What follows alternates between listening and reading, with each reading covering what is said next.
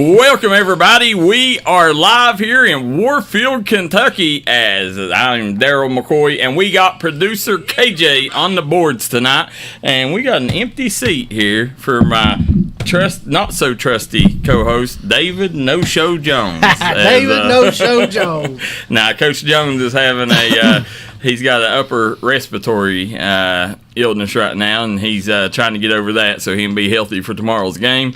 So you guys are going to have to bear with me and KJ today as we try to limp our way through this, KJ.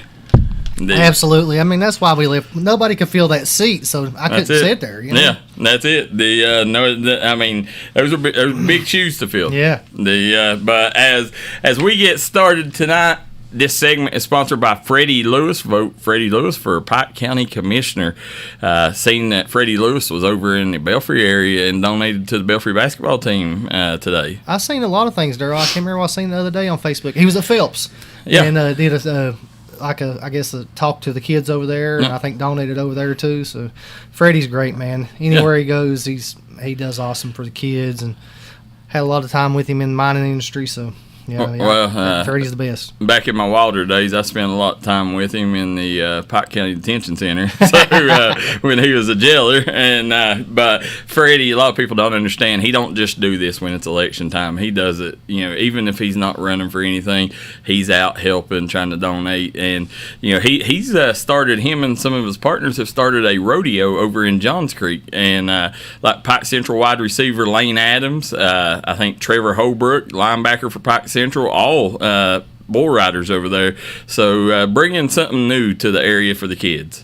So as we're getting ready to get started, KJ, I don't know if you've heard, big hurricane about to hit landfall down south, and it has got everybody in an uproar up here in Kentucky and West Virginia. Started, I guess, about 2 o'clock today. I started seeing some schools started rescheduling games, canceling games. Lawrence County, I heard, canceled their game. East Carter versus West Carter moved to 5 o'clock on Saturday at West Carter. And then the Floyd Central Pike Central game, Floyd Central will host the game now due to Pike Central not having AstroTurf. Yeah, I say anybody that's got turf's going to play. But what happened to the good old days? I mean, that was what's fun about football, playing in the mud back in the days, wasn't it? That's what made football. But these days, man, it's just not. I don't know. Football, they've got kind of soft on us. But but when you listen, it's a shame. You tell me why Pike Central does not have turf yet. They're the only school in Pike County. Well, I don't know. Phelps is still without turf, right? So Dillman and Phelps is the only two schools. When you took, I'll tell you this, I dare you to find me 5 schools in our entire coverage area that don't have turf. It'd be tough. Yeah. The only ones I could think of, you just named Lawrence County. Yep. And then Pike Central, Phelps, Wayne. No, Lawrence County's got turf. Do they got turf now? Yep. So Wayne. I haven't been there. Yeah, I forgot about Wayne. Wayne's one. Now, other than that, I can't think. That's 3. Now, the Greenup County, they got turf this year, I think. Yep. So they're playing on turf. So Ashland's got turf now? Yeah, that's what I'm saying. I mean, everywhere you go to look, they got turf now. Well, I seen where Belfry Middle moved their game to Belfry High School tonight. Yeah. Oh, Tug is grass. Tug Valley, that's right. So Mike Ward says. So, I forgot about Tug. So, that's a good one there. So, guys, make sure you hit that like and share button. Get these numbers up as we will be here for the next 2 hours giving you a rundown on last week, getting you caught up on this week. And, KJ, have you seen the what's going on at UNLV? No, I have. I heard a little bit of it today, Darryl, on one of the talk shows on ESPN, but the way I understood it is that the kid's not at fault, that the university is, and they're blaming all the stuff on the kid. They promised him so much, and they're not giving it to him, so he's just, decided not to play, right? Well, and UNLV has started the season out 3-0. They're projected to make the playoffs. Yeah. All right, so that is tough. Whenever you got a team that's projected to make the playoffs, ranked 23rd in the country, sitting at 3-0, and your quarterback says, hey, I'm going to have to go because I'm not getting enough money. Myself, whenever I first heard this, I was on the quarterback side. I was like, Well, I mean, listen, if you go work for, the county and they tell you you're going to make $17 an hour and they only give you $3 an hour, because they said that he was $100,000 is what he was projected, or what he was supposed to make, and he only got $3,000 of it. That's a big difference there. And that's what his camp is saying. Now, when you hear that $100,000, you're like, that's a nice round number. You wonder, if it's true or not. Well, right before we come on the show, I seen, and I don't know if this is a coach or a guy that's close to the program or what, but there was a guy tweeted out, and let me find it here so I can read you this feller's tweet. Said Carl Reed Jr., Coach Reed, so I'm taking this a UNLV coach, says all financial commitments for UNLV quarterback Matthew Sluka were completely met. But after wins against Kansas and Houston, Sluka's family hired an agent, and they collectively feel that his market value has increased, per source. So they have paid him what he was supposed to get, and now he wants more because he's played better. Yeah. So if he does bad the next couple games, can we decrease it? That's it. So and again, this is a coach, so he could be blowing you full of smoke too. It could be him just putting people what UNLV wants to hear. What I heard was on the Paul Feinbaum show this morning. I was watching him, and he was talking about it, and he was all for the kid. Because he was like, if UNLV promised you this and then they back out and the university don't have to pay you and they don't have to pay you, you can sit out. And he thinks it's going to come more in the big schools too. Yeah. Well, from what I've heard, I can't remember who Iowa State, I think. The Cyclones have reached out and told him that if he come there next year, they promised him this amount of money. All right. You see, that's where NIL, we knew this was going to go. Absolutely. You're going to have so many teams tampering with other kids during the season. They've got to be some kind of contracts or something like that to stop this stuff from happening. Get these kids, signed into a contract where they can't break it and where the schools can't break it. And, because if not, like Kentucky, if they go play Alabama and Alabama's linebacker plays well, there ain't nothing stopping Kentucky's coaches from reaching out and saying, hey, listen, and, you seen Marshall's head coach offered Tudor biscuits, to Ohio State. And so $100,000, Darryl, is cheap for a quarterback. It's like Feinbaum said this morning. He said that's what a guard makes in the SEC is $100,000. A quarterback pays in the $3 to $4 to $5 million range. Listen. I'm not saying this Paul kid's that. Feinbaum is full of snot because that is not even close to the going market rate. When you take a look, I would just about guarantee you to bet there is no guard in the SEC making $100,000.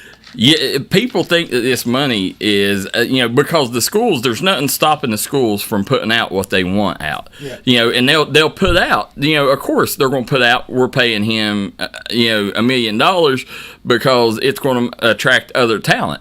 But those ain't even close to the numbers. The numbers are more like 25,000. The quarterbacks might, like Kentucky's quarterback, he might get 100,000 maybe, but they might be one player on the team getting it. Rest of them, you're more talking, 5 to 25,000. And that, like here in Kentucky, we was one of the first to sign an NIL deal here in Kentucky with the kid from Marshall, then Austin Dotson. Yeah. And when we done that, you're talking, $100 a week. Yeah.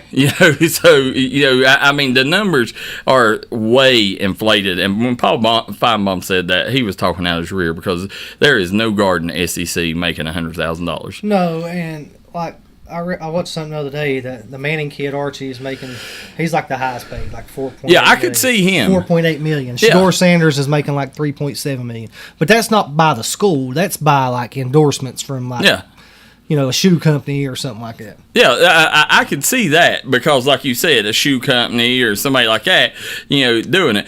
These businesses ain't going to go out and give, $100,000 to this kid and that kid that comes to Kentucky, because when you talk about the businesses that's got the money, in Kentucky, I mean, you may talk some banks, Morgan & Morgan. I know they signed with Jasper Johnson. I'm sure he's getting a pretty penny. Well, the basketball kids are going to get it in Kentucky. Yeah, that's what I'm saying. But you tell me anybody that would go sink $1 million into a football kid, they're not going to get their monies back. No. So they're not going to do that. It's a bad business decision. So that's what's going on right now, is there's a lot of inflated numbers coming out. But Matt Sluka, this situation, first of all, if he was promised that, and I doubt it, if he was promised that, he might have been promised that, and if they did and didn't meet it, then I'm on the player's side, because this kid ain't an NFL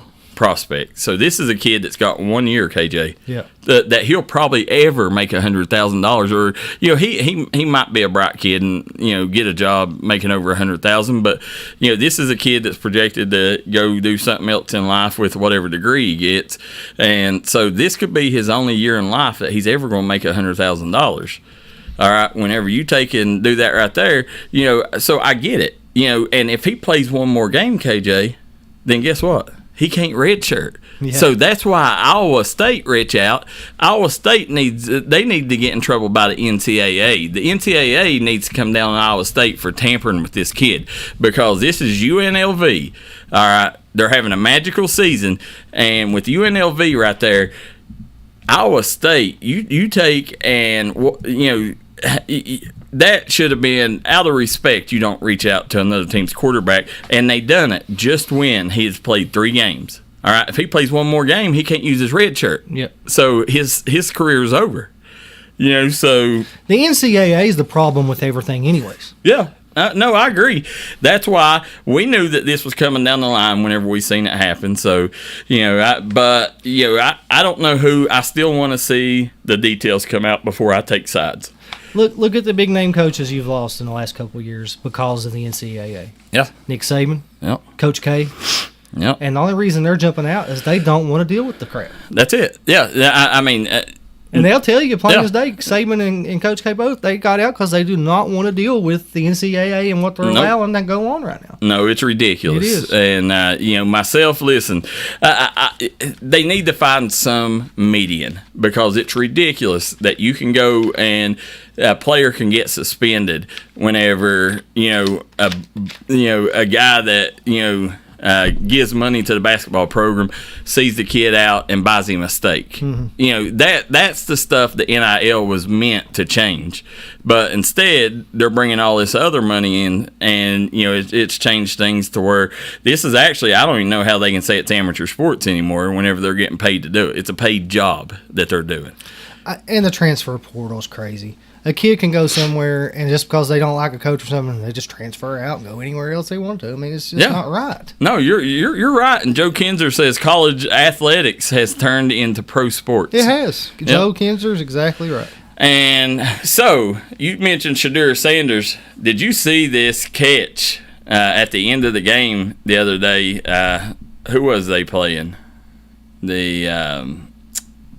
Oh, you got me. Baylor. Yeah, Baylor. We got video of it? Yes. Check this out.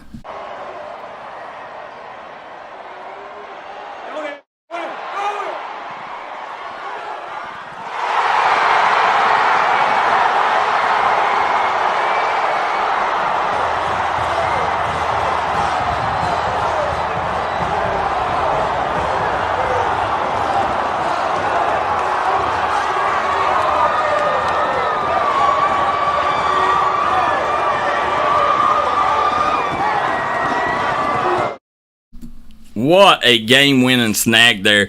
Listen, that couldn't have come at a better time for Shedeur Sanders, because he was starting to take a lot of heat for some of his actions on and off the field. That right there was a big-time play. They needed that. That come at the right time, that play did. I actually, Darryl, turned this game over 2 plays prior to this. Mm-hmm. There's no way you play man coverage. What is Baylor doing? man coverage on the outside. Shador broke to the left and threw a nice pass, but he was in man coverage. Well, he threw it only where his receiver could get it. Receiver had to come back and grab it. Yeah, so amazing catch. Mike Ward says Giants are up 3-0 on Cowboys. So yeah, I hate the Cowboys. Guys, we was talking about the weather coming in before we go to commercial break here. Want to remind everybody as I'll bring it up here as we try to get things hooked in there. Producer KJ, we got some school closings that we want to mention. Just come across our wire, Floyd County schools are now closed tomorrow. So right now, schools that's closed tomorrow: Bell County schools, Boyd County schools, Carter County schools, Fairview Independent, Fleming County schools, Greenup County schools, Harlan County schools, Harlan Independent, Harrison County schools, Jackson County schools, Lawrence County schools, Lewis County schools, McGoffin County schools, Marion County, Mason County, McCreary County, Middlesburg Independent, Pineville Independent, Robertson County, Rowan County, Washington County, Whitley County, Wolfe County. Those are the schools that are out tomorrow. Now, Pike County, we have not heard Pike County. I think Pike and Letcher are one of the only two that I didn't hear. So we'll see if by the end of the night, if them come across. If they do, we'll let you know. Take a quick commercial break. Be right back on Crunch Time. If you've recently had a loved one pass, bring them to Hall & Jones Funeral Home in Burgee, Kentucky. We let you grieve in peace instead of worrying about a heavy financial burden of burying a loved one. Here at Hall & Jones, we have multiple chapels that can accommodate any size family. We look forward to helping you and your family here at Hall & Jones.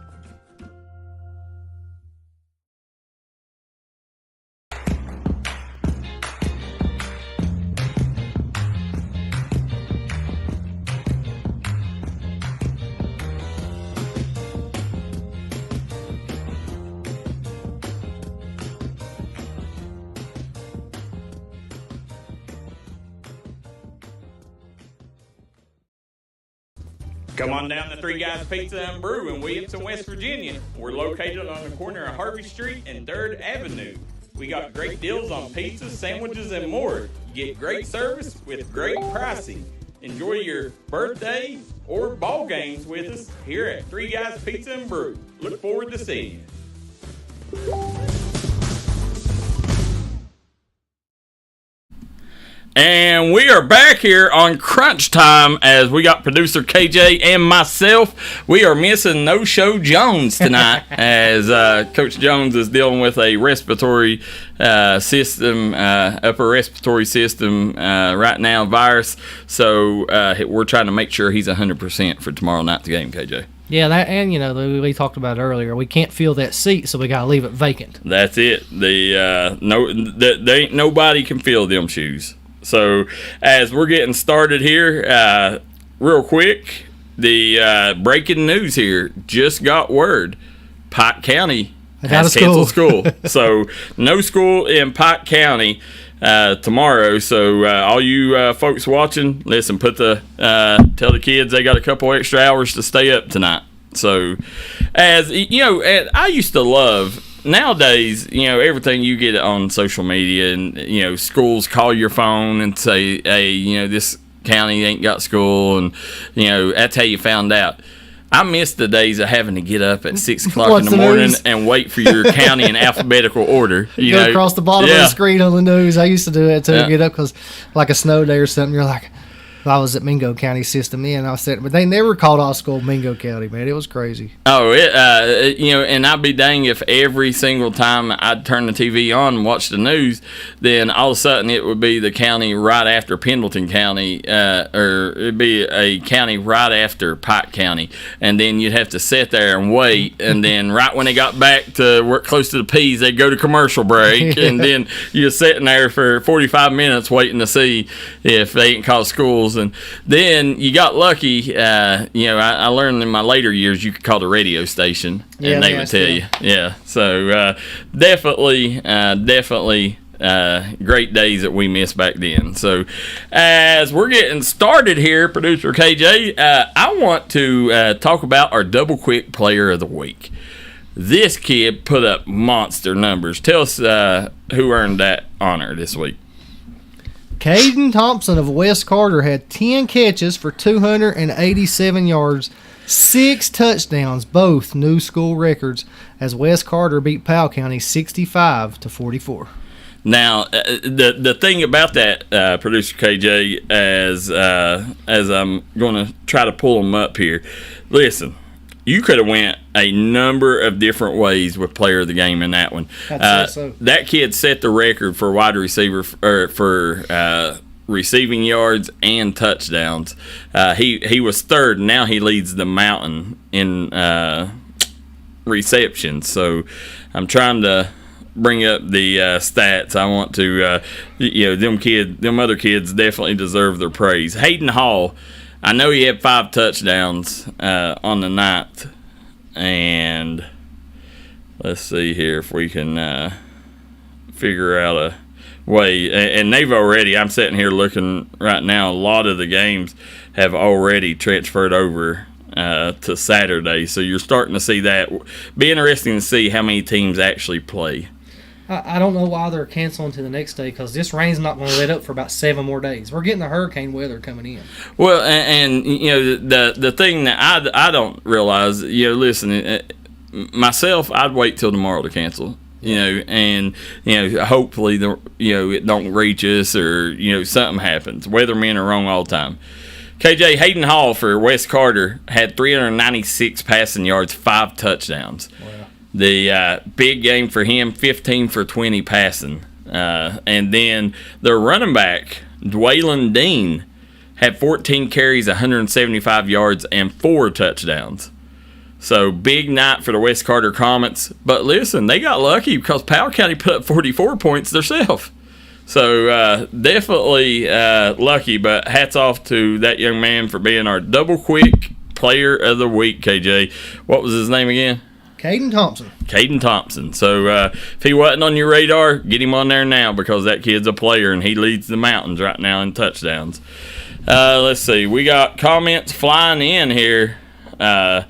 Joe Kinder says, I'm impressed with the Logan Wildcats state title sign in the backdrop. Coach Willie Akers, last state title. Gary Webster, Ron Gator, and company. Yeah, that right there, I got it from Sean Clark over at the shoe store in Logan. Huh. Amazing. Listen, if you're looking for up-to-date shoes, Jordans, Kobe's, whatever you need, go see our friend Sean there. Got an amazing shoe store right there in Logan, West Virginia. You don't have to go to Charleston to get nice kicks. Bill Joe says, watching from West Union, Ohio. Uh-oh. He's changed his name on there already. Yeah, he changed his name. That ain't Bill Joe. The, what was his name? I can't remember. Billy. Was it Billy? Lord, he'll let us know. Yeah, the Opal Evershaw says, you're the best. Billy Davis says, tell Jackson, wait till noon to cut my grass tomorrow. The Luann Lovell says, Pike County is out. Yes, they are. So, as we move on here, KJ, we got a lot to talk about tonight. As, I'll tell you what, Billy Chambers. Yeah, Joe Kinzer. Yeah, Billy Chambers. That's it. From West Union, Ohio. There you go. We got a lot to talk about, KJ. And, first of all, let's go ahead and look at some let's look at some highlights here. Let's go look at this Mingo Central game first. Let's see, what time is it? 8:36? Okay, you got the Mingo Central highlights going? Right, I'm ready right now. Here we go. Bam coming down in there, it looks like. Burke drops back, going to Doppel on the cross, and touchdown Miners. Touchdown! Aiden. Here's Sanders going to drop back. He's going to air one out down the sideline, and there's Ward. Ward makes the man miss. Ward cuts it back to the inside. Touchdown, Hillbillies. Wow. While they run, they'll sound something right in the middle of this man deep. And they fake it to Vance, Mills in the middle, touchdown on the Miners. That was a good lead option by Mills there. It was. Burt takes the snap. Straight up the middle, touchdown. Mingo. Dylan Vance. See what the Billies can do here on offense. There's a snap. Sanders drop back. Throws it up for Ward, and it's going to be picked off. A.D. Burt gets the pick, and he will return it up the sideline all the way. There's the snap. Burt going to hand it off again off this left side. Coleman gets around one guy, gets around the end. 20, 15, 10, 5, touchdown Miners. Bam! Boy, really. I'll get back to that after this play. Sanders. Third down, fumble in the end zone. Sanders picks it up, and that's the safety. Yeah, that's the safety. And when you sit here and look, the Miners, they needed this win because this win right here gets the Miners back to 500. They're 2-2 on the season. And this was a win. I mean, Man Hillbillies is one of the most prominent and most respected football programs in southern West Virginia. And for you to get a win, not only just a win, but you got a 30-7 win, only giving up one touchdown. And Man has showed they're explosive with Trey Ward on the edges. You got Big Jake Endicott at tight end. Now, I mean, this Man team can move the football, but that tells you how good this Mingo Central defense is right now, especially with LaQuish Struthers and Jacob Maynard, two of the top leading tacklers in the state of West Virginia. I know you was at the game, KJ. This game, I was impressed. I thought Mingo Central could win this. I know me and you both picked Man. I thought Mingo Central could win, but I did not expect them to win the way that they did. No, they were a whole different football team, Darryl, in the second half. They went to the running game, and it took off. 4 touchdowns in the second half. They quit trying to throw the ball around, started running the football, and yeah, that's Mingo's identity to me. That's what Mingo's got to do more of. You know, I really think, I mean, you put up 30 points running the football.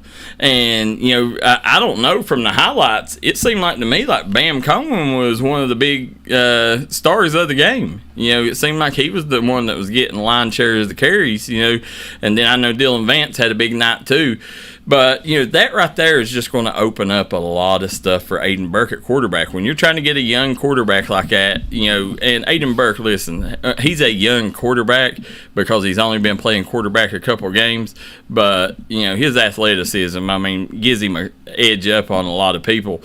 But he's still got to learn the ropes of playing the quarterback. And when they run the football like that, that's what that does for Aiden Burke. It allows him room to learn, KJ. Yes, absolutely, Darryl. So, I wonder, you know, Mingo Central, this right here, you know, this puts a lot of weight on this game, and we're going to talk about the Point Pleasant game later in the week. So I just personally, I think Mingo Central, you know, whenever they started out 0-2, you know, I told you, I said, listen, I said, all the Mingo Central fans, they need to calm down because this is a really good Mingo team. You got to think, they lost to 2 really good football teams, and at the end of the day, they had a chance to win both games. Yes, they was in both games. Yeah, both games, you know. And Westside, they should have won that one. You know, and Westside ended up coming back at home, but, you know, and that was 2 dynamic offenses, too, that they faced. But, you know, Mingo Central's a couple plays away from being 4-0. That's it. And I think the second half against Man, they found some kind of identity of what they need, what they want to be. So Joe Kinder says 83 yards was a career high for Bam. So I think he ended up being our Tug Valley Wellness Clinic player of the game. Was he? Yeah. And I tell you what, KJ, in a losing effort, you know, I still think people got to see how special Trey Ward was. Absolutely. I mean, that kid is dynamic, man. Him and Endicott. Yeah. You know, listen, Trey Ward is one of the he's a kid that, you know, very rare do we put this on a kid, but he's a next level lock. You know, he's just a sophomore. I mean, that's unbelievable what he's doing. But KJ, primetime performers. Do we got the Mingy Beef Jerky primetime performers? Yes, we do. Devin Maynard of Martin County had 20 carries, 177 yards, 4 touchdowns, a 2-point conversion, responsible for 26 of the 28 points as they beat McGoffin County 28-22. Andrew McCutcheon from Betsy Lane, 15 carries, 229 yards, 3 touchdowns, a 14-yard receiving touchdown. Also had 7 tackles as Betsy Lane beat Floyd Central 56-32. Tyson Salmons down on the farm, 6 of 11, 137 yards, 2 touchdowns, 1 pick, 10 carries, 201 yards, 4 touchdowns, 4 2-point conversions, 8 tackles, 7 solo, led team as Greenup County 56, Montgomery County 35. And Caden Vance, I swear he's just on here every week, isn't he? Every week. Kid right now, he very rare. West Virginia is a week behind Kentucky, and Caden Vance is all over them statistical leaders. Yeah, he was 16 of 19, 234 yards, 2 touchdowns.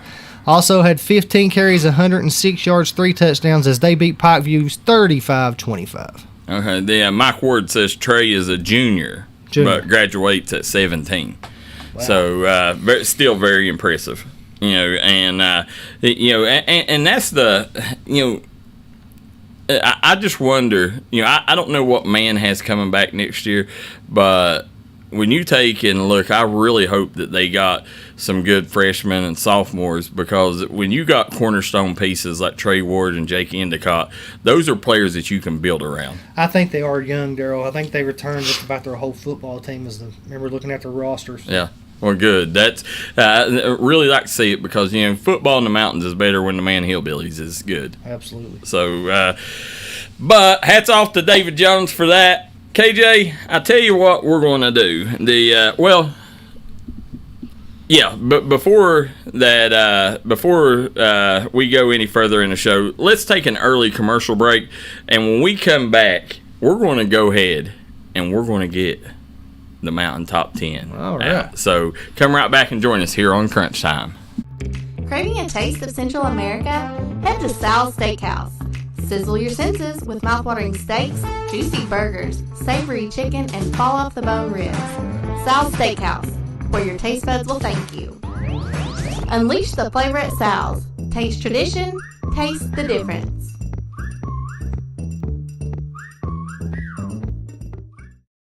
If you're looking for an award-winning tire shop that focuses on customer service, that's family-owned and family-operated, stop by and see our friends Jeremy and Chasta at Punk's Tires.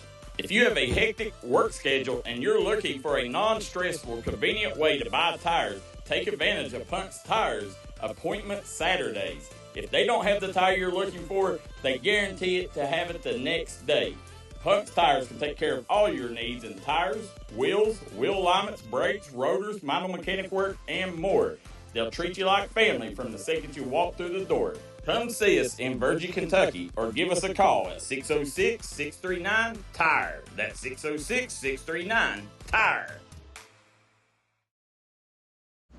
When it comes to burying a loved one, you need to make sure that they're left in the right hands.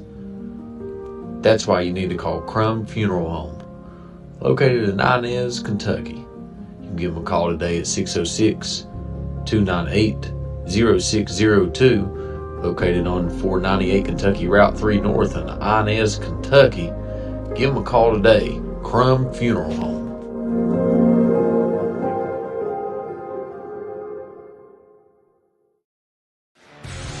Get ready to rev your engines and hit the trails on October 10th through the 13th at the 23rd National Trail Fest in Gilbert, West Virginia. With miles of award-winning trails, sanctioned drag racing, live music, and thrilling poker runs, there's nonstop excitement for everyone. Indulge in mouth-watering food and discover unique finds from our vendors. Located in scenic southern West Virginia, it's the perfect escape from it all. And we are back here on Crunch Time. I am Darryl McCoy. KJ, I just wanted to let you know, Soaky Mountain 2024 Cannonball Champ. Oh, yeah. Yeah. Well, we done got into that. Remember the first show we done? You come in, we had the video of it. And well, I just want to remind people, the greatness that's in the room, and producer KJ on the boards. So as we sit here looking, we got a lot of people tuning in, guys. Hit that like and share button. Get these numbers up as we're going to go over the Mountain Top 10. KJ, let's take a look at this. Johnson Central stays at number 1 with 20 votes. Ashland come in at 2 with 2 votes. Greenup County moves up to 3rd. Belfry up a spot to 4. Wayne County up 3 spots to 5. Boyd County 6. Hazard dropped 3 spots to 7. And I called that upset, by the way. Betsy Lane up 2 spots to 8. Pikeville was at 9. Prestonsburg at 10. Dropped out of the top 10 was Raceland. Others receiving votes, Westside 14. Tug Valley 12, Raceland 10, Spring Valley 5, Martin County 1, Perry Central 1, and Lawrence County 1. Now, when you look at this, there's a couple things here. I'm sitting here looking, with Westside jumped Tug Valley, surprising there, which I think the bye week hurt. Yeah. Tug and allowed Westside to jump them. And then, let's see, Spring Valley, I still think they're a top 10 team. Especially you beat Cabell Midland and Hurricane back-to-back. Or no, Hurricane beat them, right? Yeah, but they beat Cabell Midland. Yeah, and beat them impressively. At Midland, too. Yeah. So, and then I'm trying to think they got somebody tough, if I'm not mistaken, this week, too. I could be wrong, but we'll get into that a little bit later. But, the one, normally I always make a case for them, but I'm sitting here looking. The one that really shocks me is Pikeville at 9. Pikeville is 1-4. I mean, listen, I personally know that they can probably beat easily 7 teams on this, but with a 1-4 record, I'm sorry, you don't belong in the top 10. No. And I mean, that's where Westside, Tug Valley, both of them undefeated. Either one of them could be in there. I think Raceland dropped a game this week, so I think it was to like Highlands. Yeah, I mean 35-0, but you still dropped a game, so I could see them. But you got Spring Valley, Perry Central. I just think Pikeville, doesn't deserve that 9th spot, and they definitely Prestonsburg's undefeated, so I think that they should be ahead of Pikeville right now, knowing. But we know, if them two played, it would probably how it would go. Now, the other one I'm sitting here looking at that I think they got wrong is I think Boyd County should be in front of Wayne. I don't know. I like Wayne. I watched them play last year against Herbert Hoover, and they returned that whole football team, so they're pretty tough, man. Well, do I think they can beat Boyd? At Wayne, yeah. I think they can play with them at home. At going to Boyd, no. But that's why I think being undefeated, that's probably why the voters put them ahead of them one game. Yeah. One spot. And then when you take a look, the other one is, I personally voted Belfry in front of Greenup, but I think you can make a strong case why Greenup's at 3.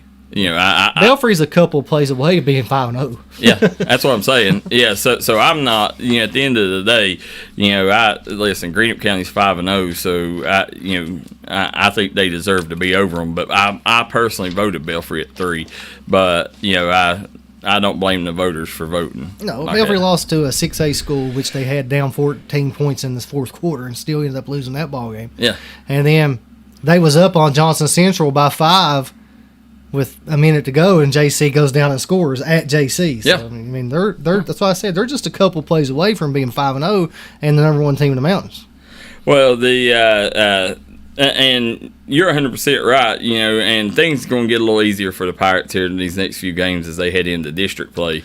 I don't think they lose another game, and I ain't looked at their schedule to see who all they got through. I think it's just district games now. I mean, they go to Lawrence County, it'd be a battle probably. Yeah, it's at Lawrence. I'm pretty sure. Yeah, I don't think it's going to be a battle. I think this year here, I watched Lawrence County. Now, I take that back. Now, I don't know. Somebody may be able to let us know. Did Caden Johnson play last week? Do you know? I don't know. Yeah, let us know if Caden Johnson played, because I know there was some questions about him. But, this Lawrence County team next year, Belfry's lucky that they're moving down, because Lawrence County is a team that next year they're going to be really good. But Belfry don't lose nobody, dude. Well, yeah, that's true too. They lose one offensive lineman. I guess that's true too. You know, and they lose one offensive lineman off their whole defense starters is back. I mean, 2A does not want to see Belfry drop down next year. Not with that squad. Listen, 2A, that's by far. But that to squad, me, dude, they're returning the whole team. 2A and 4A are the toughest to me. You know, but when you sit there and look, though, you know, and we'll get into the Belfry game, but everybody talks about Bo Woodford and Max Dotson. But listen, that Braden Markham, man, that kid's playing his tail off on the line. Yes. You know, he's a kid that's gonna make some team lucky in college because when they get him, they're gonna get a stud lineman. So write that name down. KJ, as we're going, bring up, we done our top 10 there. Let's look at the way the West Virginia teams right now are ranked. In West Virginia, the top 16 teams in each class make the playoffs. And let's take a look at the classifications right now and the way things sit. In Class A, Tug Valley had a bye week, and it done them good because they moved up to number 1, Darryl. Did they? Yep. All right. And then you got Riverview at 2, Petersburg at 3, Wahama 4, Madonna 5, Valley Wetzel 6, Tucker County 7, Dodgers County 8, Pendleton County 9, Tyler Consolidated 10, Meadow Bridge 11, Greenbrier West 12, Work County 13, Man dropped all the way to 14, Tulsa 15, and Webster County 16. So, Tug Valley at number 1. Very interesting there. But I think they deserve it. Absolutely. Look at what they've beat two AA teams, right? Yep. Man and Logan and Mingo. Yeah. And now that brings us to 2A.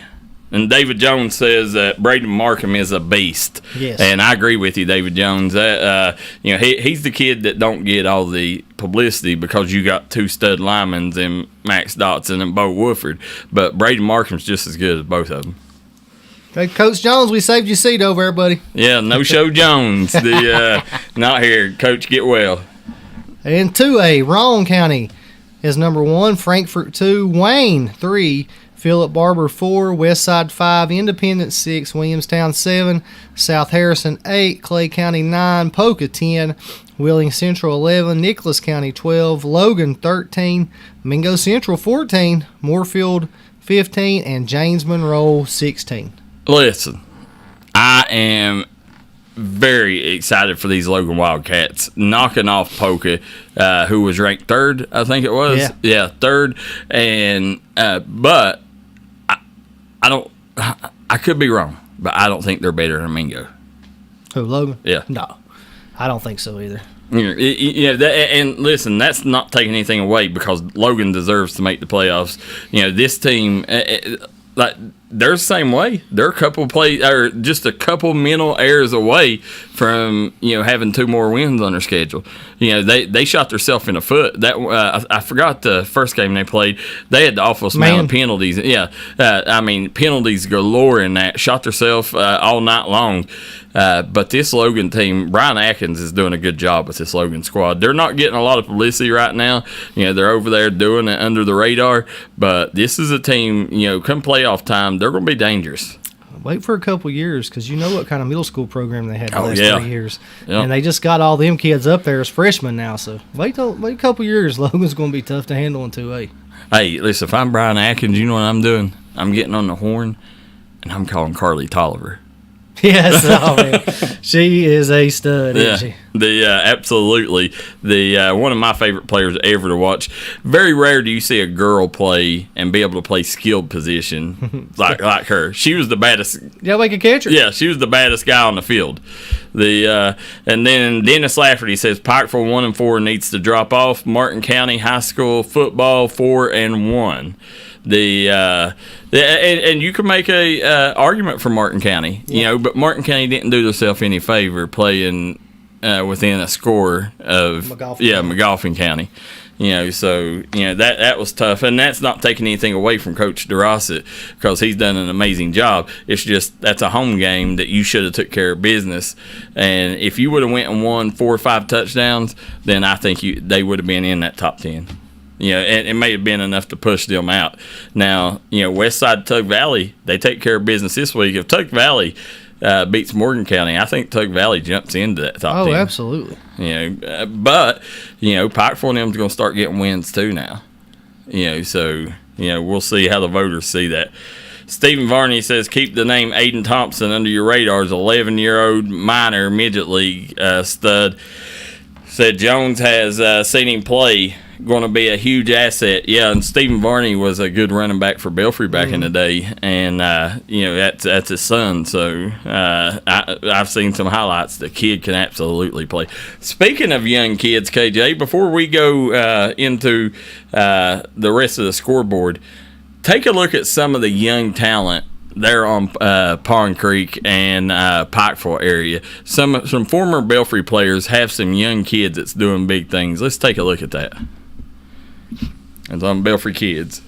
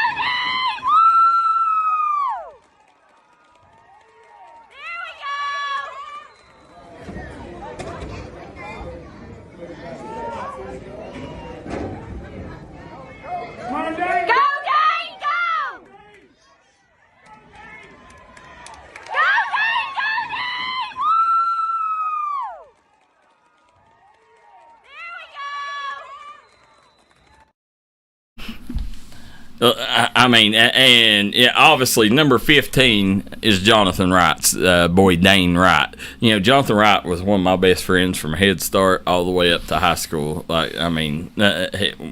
We was about as close as you could get.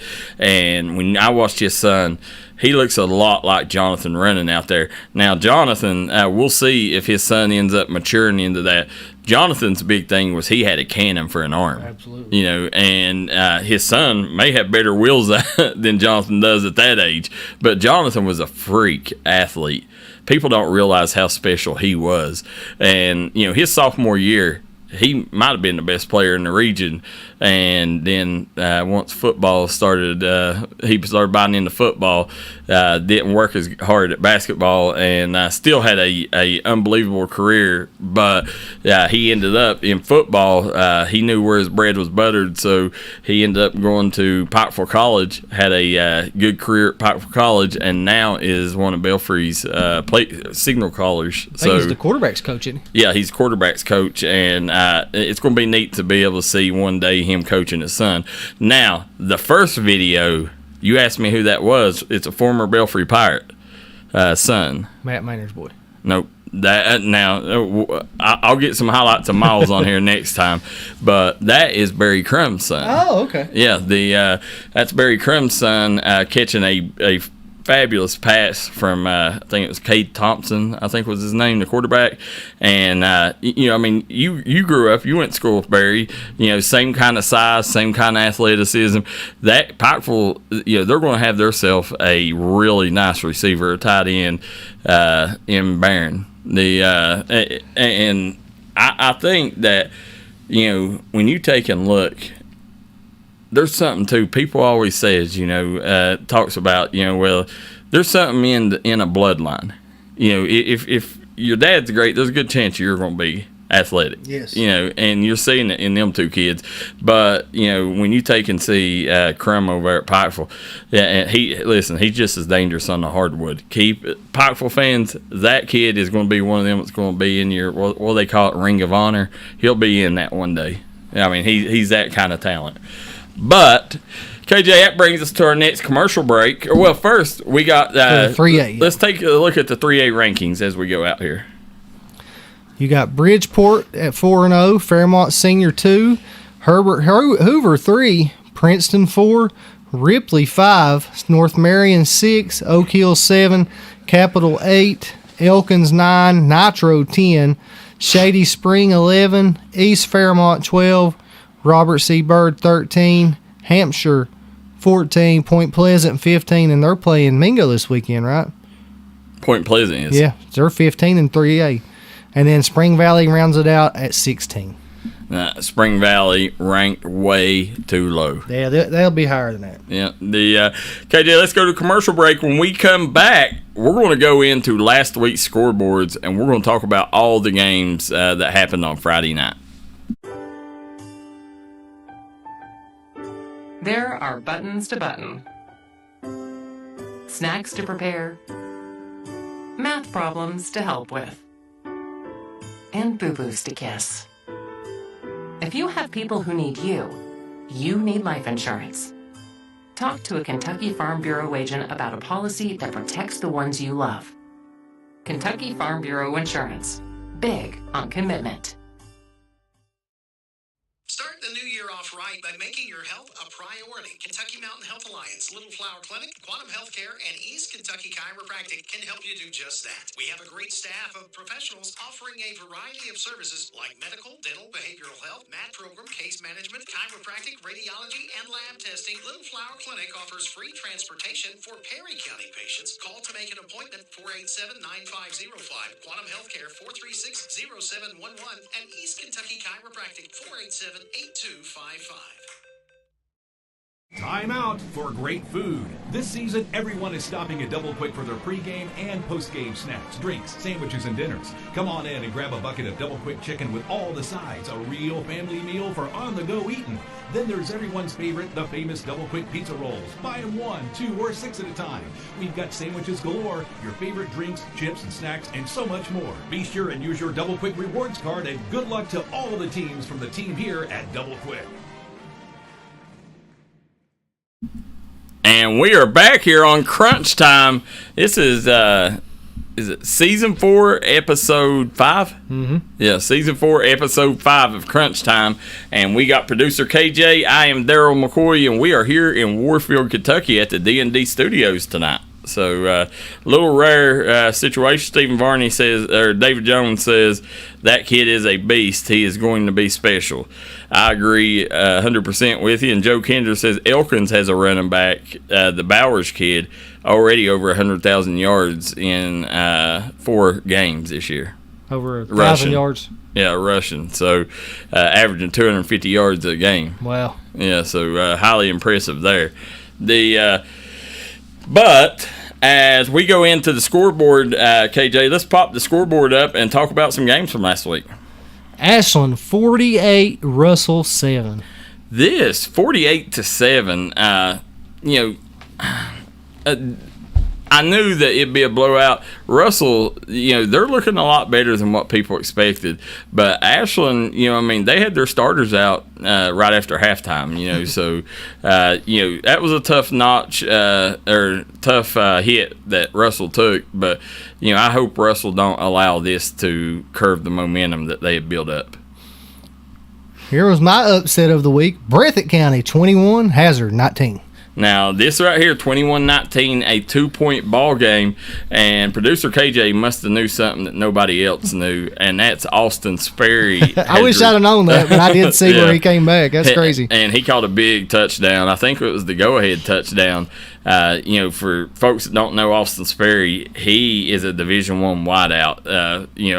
He's already had multiple offers at Division I basketball. Yeah. But I think the kid can play Division I football too. Oh, he 100% can, and he rates off the charts. If you put him in a combine, his vertical, his 40, speed. Everything's top notch. Was he 6'5" too? Yeah. and that's the story of this kid right now, or really the story in the mountains is all these basketball players playing football everywhere. Yeah, everywhere you go, both states, it's the basketball kids have come out and is playing. Jaden Stewart, Parker Watts, you did have Peyton Davis. Yeah, is Peyton still playing? No, he ain't playing anymore. And then you had Austin Sperry. Trying to think. Austin Sperry has played every year except this year. Yeah, no, he didn't play last year. Yeah, he did because he was in the game against Belfry. He quit like mid-season. He didn't play last year. That was the year before. That was his sophomore year. He took all of last year off. And then, then the year before is when he quit. I thought for sure I remember watching him last year against them at Belfry went to Breathitt last year. I can't remember, but he didn't play last year. It was the year before, and he ended up quitting. I didn't remember it was that game, but he ended up quitting. And listen, Belfry's made a lot of people quit over the years, so no shame there. But when you take and go out, I can't really. I'll have to sit and write them down. But KJ, there's like 8 or 9 big basketball stars that's come out and played football this year throughout the mountains, and that's been kind of the story of the mountains so far. I like it, man. I do too. Love it. Yep. Sperry has a D1 football offer already. Otis Holland says. I guarantee it. Yeah. So the can you tell us who that is? Is it released, Otis? If so, let us know. If not, we understand. Eastridge 26, Harlan 22, and Darryl, that was your upset. Yeah. The Eastridge, Donnie Burdine, their team, they're a lot tougher than people think. You're going to have to play Eastridge to beat them. Or you're going to have to, you're going to have to come and play against them if you're going to want to get a win, because they are, they're going to come and fight. You can guarantee that. Tough team. Green, Ohio 20, Fairview 42. I'm pretty sure all three of us picked that one. Yeah. Betsy Lane 56, Floyd Central 32. We all picked that one. Okay, Betsy Lane, Floyd Central. We picked that one, and the story of that, and EKU is who's offered Austin Sperry, so that's a nice offer. Yes. But going back to that Betsy Lane game, I didn't see. I mean, Betsy Lane's got some stuff they got to fix, because if Floyd Central put up, how many did they put up? 32 points. Yep. That's something I didn't see happening. I didn't see Floyd Central scoring 32 against that Betsy Lane defense. And I'd like to know the story. Did that come, after they pulled starters, or did it come in the midst of the game, or what? But that shows. Listen, they got to get that defense fixed if they're going to knock off Prestonsburg. Absolutely, Darryl. I hope Coach Hager gets it turned around up there at Floyd Central. He's such a great coach and a great person. Yeah, no. And, KJ, one thing that I said, listen, Coach Hager, I'm, he's one of the coaches I'm closer to than any other coach.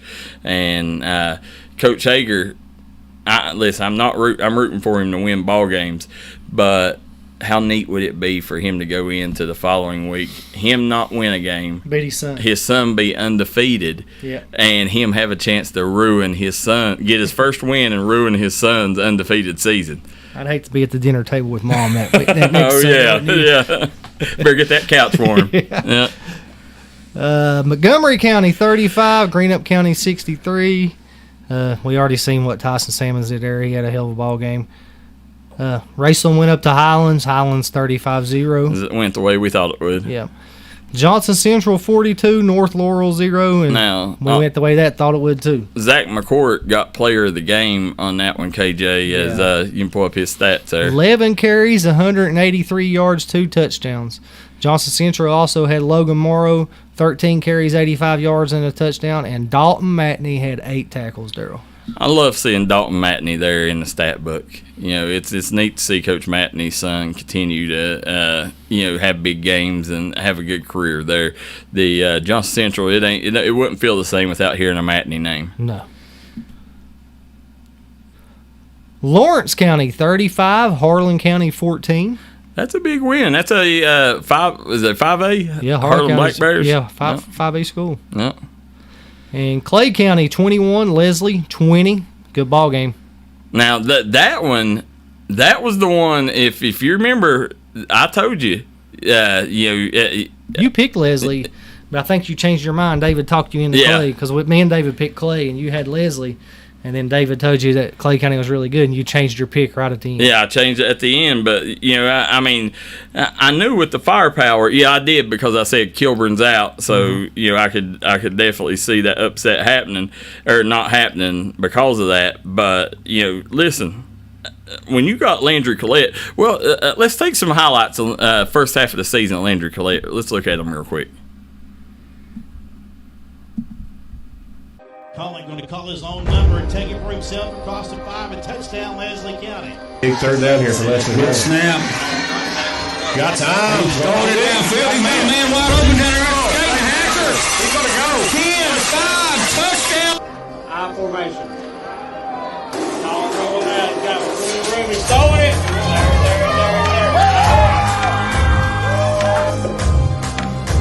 Go now.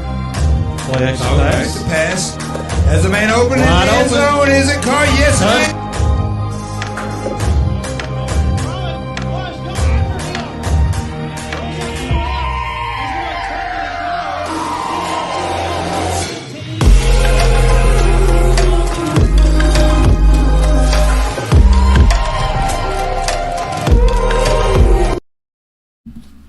And KJ, listen, if Landry Collette keeps playing like he is, he's going to have a statue right beside Tim Couch. He is. Yeah, I mean, this kid is having an unbelievable career. When you take a look at his numbers, I think he's got 19 touchdowns on the year so far.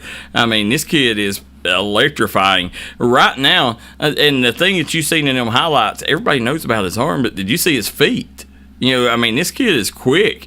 You know, I'm very interested in seeing where he lands on the collegiate level, what level, because, you know, he's a kid that I don't know if his size will end up hurting him, but he's got Division I attributes. Yeah, he's a stud, man. He can fly, too. Yeah, but, you know, we'd be remiss if we didn't mention in that Lawrence County game, that win over Harlan County, Luke Featheroff went 10 for 15 passing, 100 yards and 3 scores through the air. He also rushed the ball 5 times for 60 yards and a score, so 4 touchdowns on the night for Featheroff. And he one of the most underrated quarterbacks in the mountains. The kid can sling it around. It's just, you know, Lawrence County, they don't get a lot of publicity, you know, over there, so they're not, a lot of people ain't heard that name yet, but him and well, I guess I can answer that question. So that makes it even more impressive, KJ, because I'm sitting here looking and I don't see Caden Johnson's name on the stat sheet. So if he didn't play and they still beat Harlan County, you know, this Lawrence County team, you know, you never know, they could give Belfry a challenge later on in the year. So what else we got? Wise Central Virginia 7 and Letcher Central 43. 43-7. Story of this one was Gunnar Holbrook. You know, had a magical day. Gunnar Holbrook. You know, that kid deserves credit, man. You know, being able to come back from an injury, a broke back like he did, and the way that he's playing, I don't think anybody's seen him playing as well as he's played. With, you know, coming back in his first year. You know, that game there, he was 8 for 11, 198 yards, 2 touchdowns through the air, and he also rushed the ball 1 time for a 14-yard gain. And then Brett Smith had 2 touchdowns rushing and 81 yards. Quentin Williams led the team in tackles with 10, and as I sit there and look, they're still without Kobe Johnson. So, you know, I mean, big win there over Wise for Letcher Central. Round County 7 and Mason County 43. Woo, 47-3. 43-7. Now, I picked that one. Yep, and I think me and David lost that when we both went round, and you was right with Mason County. Martin County 28, McGoffin County 22. Now, did you expect that to be that close? No, I did not. Yeah, I don't think anybody Not at did. the Rock.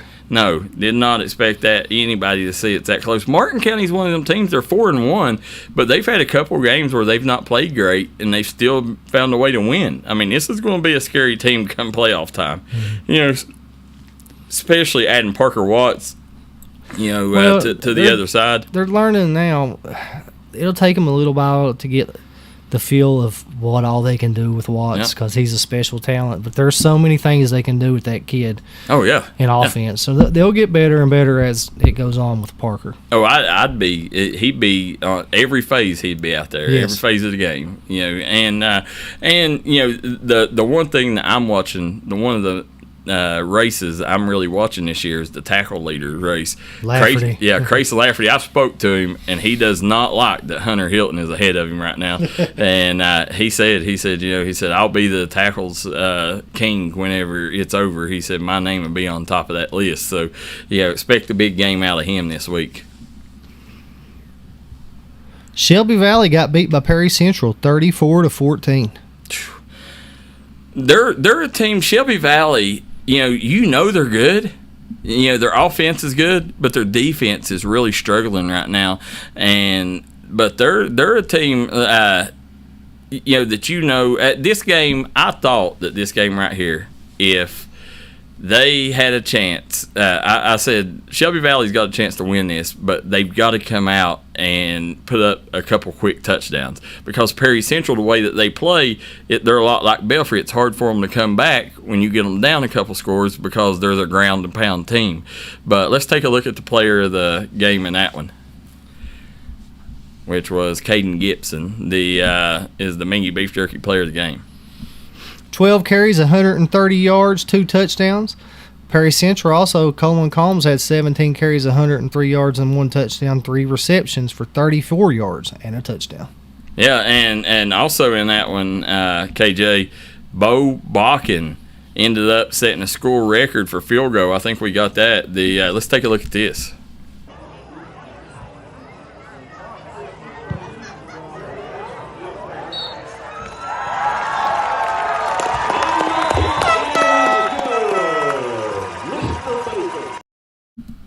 I said it last week, and I'll say it again. If my life is on the line and you ask me one kicker to kick it, it's Bo Bakken. That kid's got a leg, man. He's a lot like UK's kicker, Rayner. If he is automatic. And the thing is, when you looked at that 47-yarder, he probably had another 10, 12 yards on it. Mm-hmm. This is a kid that, he's going to be kicking on the collegiate level. You can guarantee that. And if I'm Coach Phipps at UPike, I'm trying to get him before anybody else gets on him, because he could go a lot higher than that. Oh, yeah. So, Bo Bakken, remember the name. David Thompson says, hey, guys, Joe Kinzer says, correct me if I'm mistaken, the Hilton kid is a D lineman. That's very impressive. He's a linebacker, ain't he? No, he's playing on the D line. Is he? Yeah, I think he's playing on the defensive end. Yeah, so let us know what we got next. Well, Perry Central, before you go on, KJ, Perry Central, they're a team. I think that they got a chance to pull a big upset in the postseason. They're that good. They went to Bell County and lost, but they played Bell County tough on Log Mountain, and for them to have that 1-2 punch of Gibson and Combs in the backfield, there's very few teams that's got a fullback that strong and got a running back as elusive and as quick as Caden Gibson too. It might be the best backfield tandem in the mountains. I'd have to think hard about it, but it could very well be. Not many schools go to Log Mountain and pull out an upset. No. Not Central 46, Phelps 34. Phelps hung right in there with him, Darryl. Big things going on over at Phelps. They are. Phelps is one of the surprise teams this year. They first season that they started 2-1 since David Jones was there 5 years ago, and not Central though. KJ, people ain't talking enough about the young man Chance and Jaden Ambergy. Them two, man, they're putting up big numbers. As I don't got the stats in front of me, but yeah, I do. Let's see if they got them here. In that game right there, quarterback Gage Short threw the ball for 228 yards, 2 scores. Short also rushed the ball for 18 yards and a touchdown. And Chance Ambergy had 4 receptions, 165 yards, and 2 touchdowns. Now, that was a wide receiver, putting up them kind of numbers. And then you go down and look at Jace Ambergy on defense, 18 tackles in that game. Wow. So the big shout out to the Ambergy boys. Chance Ambergy had an interception. And Chance also had 4 tackles on defense, 2 tackles for loss. So, not Central, they're flying under people's radar too, but they're a scary team. I don't know that they can knock off any big dogs, but, as long as they win the games that they should, they'll make playoffs. Well, in Kentucky, everybody makes playoffs. Yeah. But Belfry 35, Pikeville 21. 35-21. This is the game. 5-year losing streak snapped to the Pikeville Panthers. Well, first of all, let's take a look at the celebration afterwards, KJ. As these they call it dancing under the red light.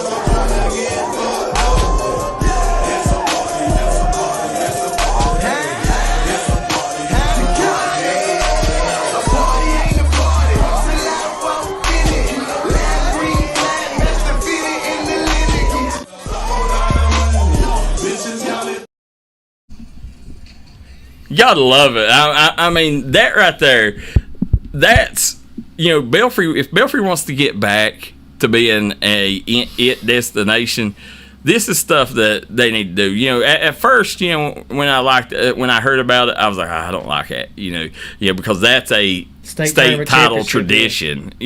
When for people that don't know, when Belfry wins a state title, they go under the red lights. And in the middle of the 4 lane, shut the roads down, and they just party and dance. And Haywood, that was such a big win, getting that monkey off their back was the main thing, KJ, because a lot of people at Belfry wasn't liking that, and they felt, a lot of them kids that left Belfry, felt that Pikeville had Belfry's number, and what they didn't realize is you still got the GOAT on the sidelines. And Philip Haywood took his boys over there, snapped the streak, and that game right there, Chase Varney continues to show that he's can we say now Chase Varney's legit? Oh, absolutely. I knew he's been legit. He's just not had many opportunities to throw the ball, but Belfry's airing it out a little bit this year.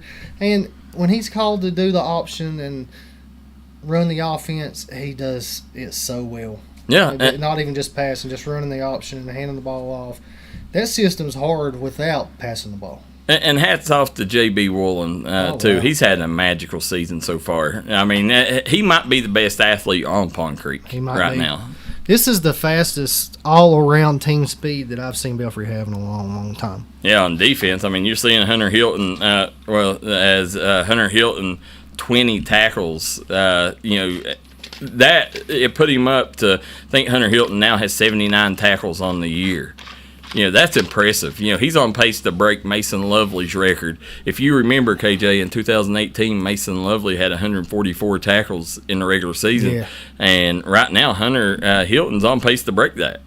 Isn't that back-to-back 20 tackle games for him? Back-to-back. So, he keeps putting them kind of numbers up, man. That's going to be a kid that's going to have a lot of big-time schools come after him. Mm-hmm. And Mason Lovely ended up transferring to Paintsville and won a state title with the Tigers. But, when you sit there and look, though, Belfry, they're doing stuff right now, man. I thought that Belfry was kind of a dinosaur there for a few years. I thought they was behind on the social media stuff. You've seen Pikeville doing such a fabulous job putting stuff out on their kids. Yeah. And then Belfry jumping ahead of the curve. If you remember, I don't think we've talked about it on this show, but Belfry's put a website out, kind of a recruiting website, where you can go and look on player profiles, and it tells you their tackles, their GPA. 40 times. Yeah, 40 times, social media sites. I mean, it tells every single thing about that player. That gives Belfry a leg up because, very few schools are doing that, and Belfry's one of the first to do it. Listen, Pond Creek people, they're proud to be Pirates again. I mean, I don't think they ever wasn't proud to be a Pirate, but, I think people was, like, oh, man. things, like even though when they was winning state titles, it just felt like, that everybody else was getting, all the publicity, all that, and people wasn't talking as much about Pike Belfry. And, it tells you, look, KJ, right now, look how many kids have come back to Belfry in the last year. And not all of them are football kids. I think I seen something where it was like 7 non-football kids have transferred back to Belfry. Pond Creek has become a destination again. And, whenever they go and celebrate and do stuff like that, put them videos out on social media, that's what draws kids these days there. I know we think it's stupid, but it works. Oh, yeah. Well, you got to think, Belfry last year got beat by Bell County by 2 points. Mm-hmm. Who was in the state championship game last year? Bell County. Yeah. So, Belfry wins that game. They make a run probably toward the state championship last year. Could they beat Cal? I doubt it. Not last year. Yeah. But can they beat them this year? I think so. Yeah, I think so, too. I think the emergence of Chase Varney, Belfry, everybody knew if Belfry got behind, you was probably going to beat them. Belfry stuck to their guns. They'd run the football and listen, damned if you do, damned if you don't. You knew what was coming. You had to stop it. But now they got teams guessing, and they got one of the best quarterbacks, in the Cofields back there slinging that thing. I really, really like this Belfry team, man. And I thought, this summer, I think a lot of people were sleeping on Belfry, including myself. I thought, I was like, this team right here, next year they'll be really good. But this team, semifinals at best, nah, this is a state title contending team. Absolutely. And, and I do want to mention, there was an incident on the sidelines. A Pikeville coach, I guess, made a gesture, toward a Belfry player. I'm not going to go into it. Listen, what he did was wrong. We got to be better than that. Yeah. As mentors and coaches, you're mentoring young men, and you can't let your young men that you're mentoring see you do something like that toward another child. Yeah, well, and but what I want to say is, listen, what he did was wrong, 100% wrong. But I know this man personally. It was out of character for him. Yeah. And it was the heat of the moment. Rivalry game, man. Yeah. Heat of the moment. I can understand. It was a rivalry game, and don't forget, his son played for Belfry and transferred to Pikeville. Yeah. So there's a lot of heat there, in that rivalry between them, and he got caught up in his emotions. Listen, I'm you don't even want to know the stuff that I've done, that's not perfect. So, I ain't throwing, rocks at anybody, but, just understand, I'm sure that he regrets what he done. I know the man off the field, he is a good man, but what he done was completely wrong. But remember, though, we're all human. Make mistakes. Yeah, we all make mistakes, and at the end of the day, he shouldn't have done it. But sometimes, give a man a pass, and if and a lot of when people do stuff like that, KJ, I look at their character, and is it something that they're likely to do? Then I'm not going to give them a pass. But when they've done a lot of good things for the community, and that's out of character for them, then I'm like, hey, it was completely wrong. Apologize and go on. Man, it's not like the old days now, Darryl. Everything's on camera now. No, you gotta watch what you do, man, because somebody's got a phone on you. Yep. Oh yeah, always. There are cameras everywhere. Yeah. Everything you do is being recorded. Yeah. Jason Weffenstadt, Coach Jason Weffenstadt of the OPB Swish says, "What's up, guys? Said great show. Final Four next week. Go Swish." Yeah, we was hoping to get to do the Final Four. Mm-hmm. We've not heard anything else about it, but the Swish going to go down there. They're going to do some work, and they're going to bring a WABA national championship back to the mountains. In their first year as an expansion team. We'll talk about the Swish next week a little bit as we get closer to Final the game. Four. Yep. Wes Carter 65, Powell County 44. We done talked about that. Yeah. Wes Carter went off. You had 3 guys that had over 4 touchdowns, KJ, and then when you got a wide receiver that's putting up 6 touchdowns, it seems like that's happened one time before. It may have never happened in the D&D era. No. But it seems like that it had happened. It might have been a Wes Carter kid that done it, but I can't remember. Somebody may be able to refresh my memory on that. But let me know. In the last since 2016, has any wide receiver put up 6 touchdowns? Pike Central 7, Prestonsburg 45, and you done this game, Darryl. I absolutely did. This game right here, man. I thought Pike Central would put up a better fight than what they did. Prestonsburg's back, Darryl. Yeah, Prestonsburg football as a program, Wes Hager is doing an amazing thing there. He's got that program where it needs to be. Let's take a look at some of the highlights.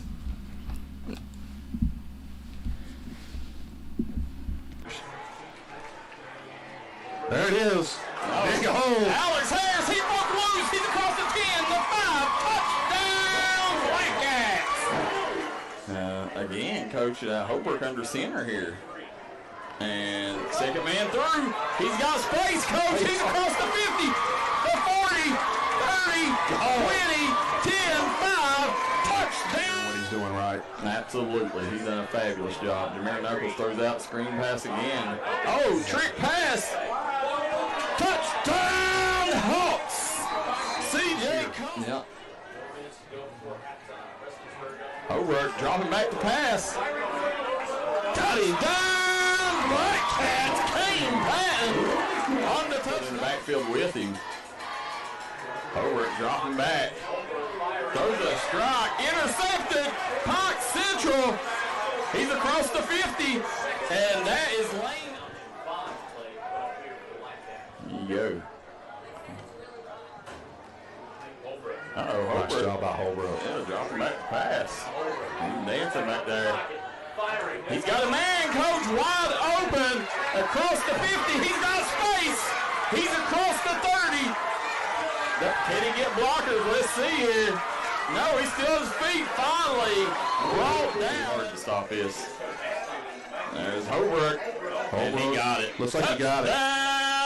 Black Cat. I think the offensive line doesn't do them any favors right now. They got to get better there, but I believe in Scott Grizzle. Nice. Did he catch it? Touchdown, Black Cat. No, and Jameer. There he is. There he is. There it is, Darryl McCoy. And he got it, Coach, and he got the first down, Coach. And listen, credit Jaden Stewart. It's that we may do the top 20 overall in our coverage area. Oh, that's big time. Yeah. Oh, it popped up. Intercepted again. A tip pass. Prestonsburg has a shot. They're down the sideline. He's across the 40, the 30, 20. He's got 6. Touchdown. And when you sit there and look, in that game, some of the highlights for Pike Central, there was very few of them, but Jameer Knuckles throws a strike to Jaden Stewart, to his brother, so we got to watch Jaden Stewart's first ever catch, got to film that. And listen, Pike Central, we've got to get the ball to Lane Adams and Lucas Varney more. Them two have game-breaking speed. They need more touches, both of them. Every time they touch the ball, whether it's on offense or defense, they done big things. They've got to get more touches. I don't care what you do. Find some stuff with the offense, to try trickery or whatever you got to do to get them two guys some touches, because when they touch the ball, good things happen, and it takes some of that pressure off Jameer Knuckles, because and credit Scott Grizzle. Now, I do give him credit for this. Listen, and I'm a big fan of Scott Grizzle. I think he's going to be a really good coach when it's said and done. But I thought that they threw that screen pass way too much, and they wore it out. But guess what they did? They threw it. They wore it out, and everybody, the announcers, is like, man, why are they doing this? It's like, this is just, Prestonsburg seen it coming. It's 2 or 3 yard loss every time. Then all of a sudden, bam, hit them with the flea flicker, and Jonah Hicks threw a strike to Lane Adams for a touchdown, and it just baited them in. That was a great play call by Scott Grizzle. But, I thought that their play calling was way too conservative. I thought that their offense is stagnant, and they've got to find a way to get the ball in their playmakers' hands a little bit more. And, now you got Jaden Stewart. You may be able to implement him a little bit and open that offense up a little bit. But they go play Floyd Central this week. That was one of the games that was changed. It was supposed to be at Buckley Creek on Pike Central. Because of the weather, they're moving to Floyd Central, and they're playing on that turf. If you remember last year, Jameer Knuckles, we was there. Jameer Knuckles had a really good game against Floyd Central. Well, he won't be in this game. He was ejected in the last 2 minutes of the game, so he will be suspended a game and won't be playing for the Hawks. So, we'll see how Pike Central fares without their quarterback. But Floyd Central was played well last week, so Pike Central, they're going to have to come and win a dogfight if they're going to beat Floyd Central at their own place. Paintsville got beat by Warren, Ohio, 56-0. And before we go on, I definitely didn't mean to skip over Prestonsburg. Dalton Elliott, you mentioned KJ, fastest kid in the mountains. Alex Harris might be the second fastest kid in the mountains. I mean, that they got speed upon speed. Now, one thing that they don't do enough, I don't think they give the running backs the ball enough. I think that and of course you got Bryce Holbrook, so you're going to air the ball out a little bit. But I thought that them two needed to touch the ball a little bit more. We'll see how that ends up, but I don't know. I think this Prestonsburg team, they got a high ceiling. Like we said, Paintsville got beat 56-0 by Warren, Ohio, but we was talking to David. David said Warren, Ohio had 5 or 6 D1 kids on the football team. Yeah, so no surprise there. Western Hills. And A.J. Johnson ain't playing. So okay. Western Hills 47, Morgan County 0. Cabell Midland. There's our Spring Valley. Went into Midland. They're only beat them 49-19. That's impressive, man. Hats off Spring Valley. They needed that win. Nitro 34, Chapmanville 21. Nah, that game closer than people thought it would be. You had Chapmanville. Yeah, I picked Chapmanville. Dakota Dalton still played really well. He threw the ball really well. We got some highlights of that game too. We'll take a look at that.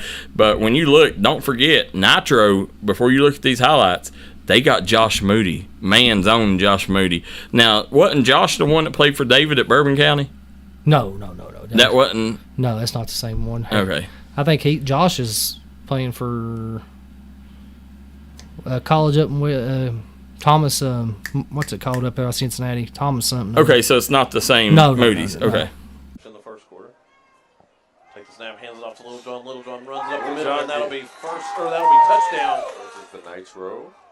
The Nitro Wildcats. The Nitro Wildcats. I'm JJ Pruitt. You might have just witnessed a touchdown. Did he get it? I'm going to say he got it. It was good. Yeah, as soon as we touchdown pass, that's going to be it. I think they're going to give it to him just to, I think so. He's going to take it, and he will push it in. And Little John with the touchdown, ladies and gentlemen. His third touchdown. No, second. Yeah. We got 3rd down and 8. Let's Dalton takes a snap, looking for somebody downfield. He's going to launch it. And that's going to get. Did he get it? Caught. Oh, wow. What a catch by number 3, ladies and gentlemen. That would be number 3, Austin Atkins. Really has been able to work the defense, especially up front. And he hands it off to Cook. Cook could go all the way. The 20, the 10, touchdown, Chapmanville. I'll tell you what, that's a bad one. Now that Nitro's burning time off the clock, in a position to score here. The pass goes, and it's caught. By number, Jesus. It was caught by number 23, Malachi. If I'm home watching it on TV. So I can definitely sympathize. Well, good pass there from Dalton. He's going to go downfield, and he's going to catch it. Touchdown. I mean, when you sit there and look, again, Moody had a blockbuster game against the Tiger defense, but listen, Coda Dalton, he had a lot of good moments in this game, and he got invited to the Manning quarterback camp, Peyton Manning and Eli Manning brother quarterback camp. This is a kid, KJ, that if he continues to put in the work in the off season, this kid will play Division I football someday. Absolutely. Just his third year playing football altogether. Third year. Think of that, crazy. third year. And he's a big kid. What is he, 6'3", 6'4"? He's a monster is what he is. And he's put together. Yep. So, I mean, yeah, absolutely. He's really good at basketball, too. Yeah. But I think his route, Darryl, just me and you talking, I think his route's football, man. I really do. It is, and listen, credit James Barker. He's doing a fabulous job play calling this year as he's joined the coaching staff again as the OC. But Robert Cook, man, he's got a ton of speed, KJ, and one of the funnest kids to watch in the mountains on defense is Eli Pridemore. Yes. That kid is everywhere. So hats off to them boys, and as Chapmanville's a young team too. They're going to return a lot of pieces next year, and this is a team. Don't write Chapmanville off. I think before the playoffs run around, I think they'll find a way to sneak in the playoffs, and they're a team that's good enough to win a first round game. They can upset you. Scott 24, Independence 30. Now this game, Darryl, at halftime was 30-6. I remember him telling me up there at Mingo. See, Independence was up 30. It's either 30-6 or 30-12. So Scott must have figured something out there in the second half and made a run at him.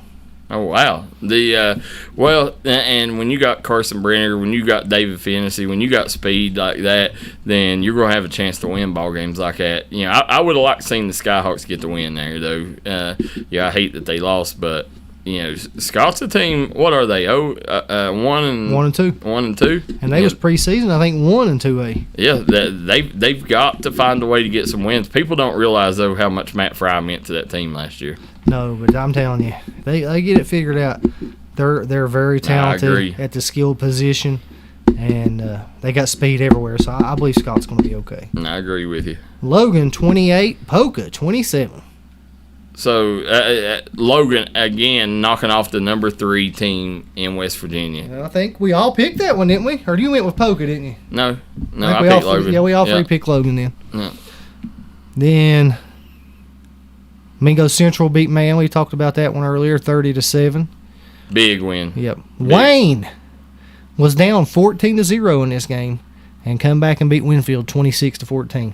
Yeah, that was impressive because Winfield's a really good football team, KJ. Absolutely. And they're a perennial power in West Virginia, and for Wayne to be able to beat them, come back and beat them like that, they scored 14 points, went up 14-0 on Wayne, and then what was the final? 26-14. So 26 unanswered points by the Pioneers, credit to the Wayne coaching staff, man, keeping their boys dialed in, coming back. That was a big win for the Pioneers. And our last game, Westside 35, Pikeview 25. Listen, everybody you talked to said Westside can name their score, and they was down like 20. They were down, 25-7 or something like that.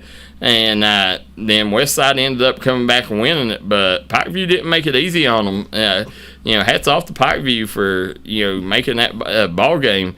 But again, Caden Vance, KJ, will Caden Vance play a game this year where he's not going to be the best player on the field? No. Yeah, I mean the kid is good. You got to see him in person. Yeah, he's a stud, Darryl. Underrated. He might be the best QB in our coverage area.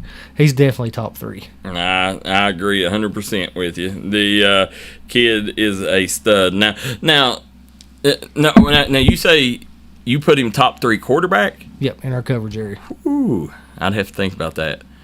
I know 2 of them I would have, Strader and Collette. Yeah, I don't know.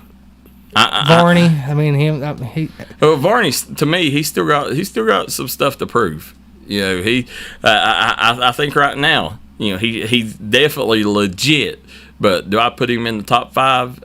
I would have to really think about that. We're working on our dirty dozen, but when you go around, I'm trying to think. Oh, Pelfrey from Hazard, that's a kid.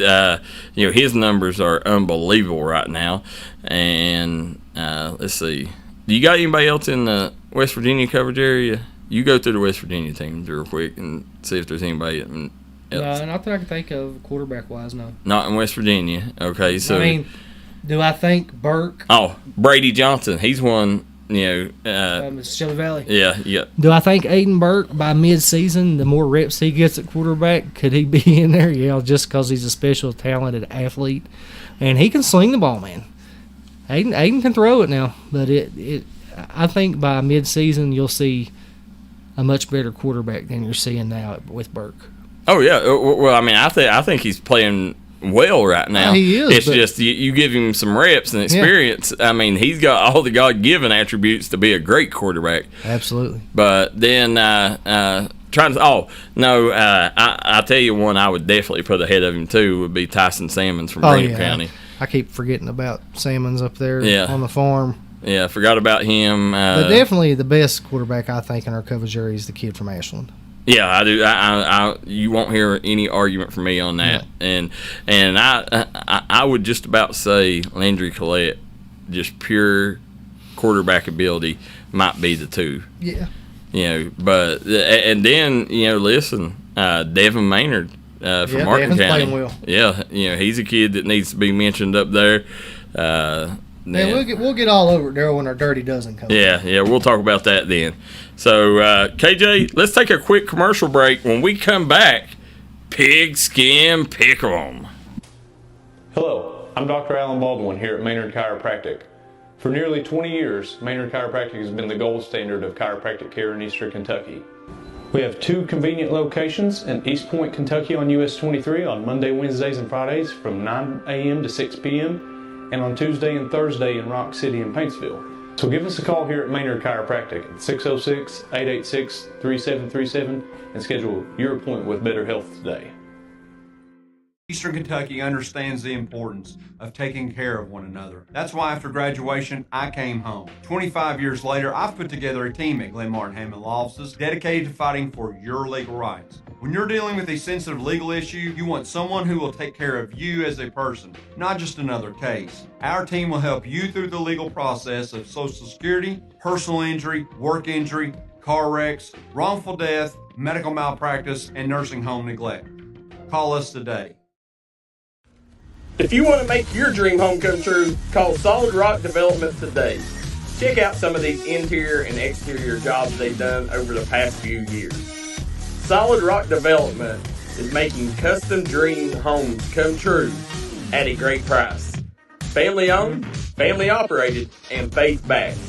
Give us a call today at Solid Rock Development.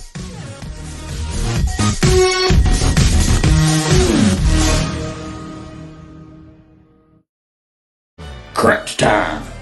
Pigskin Pick'em.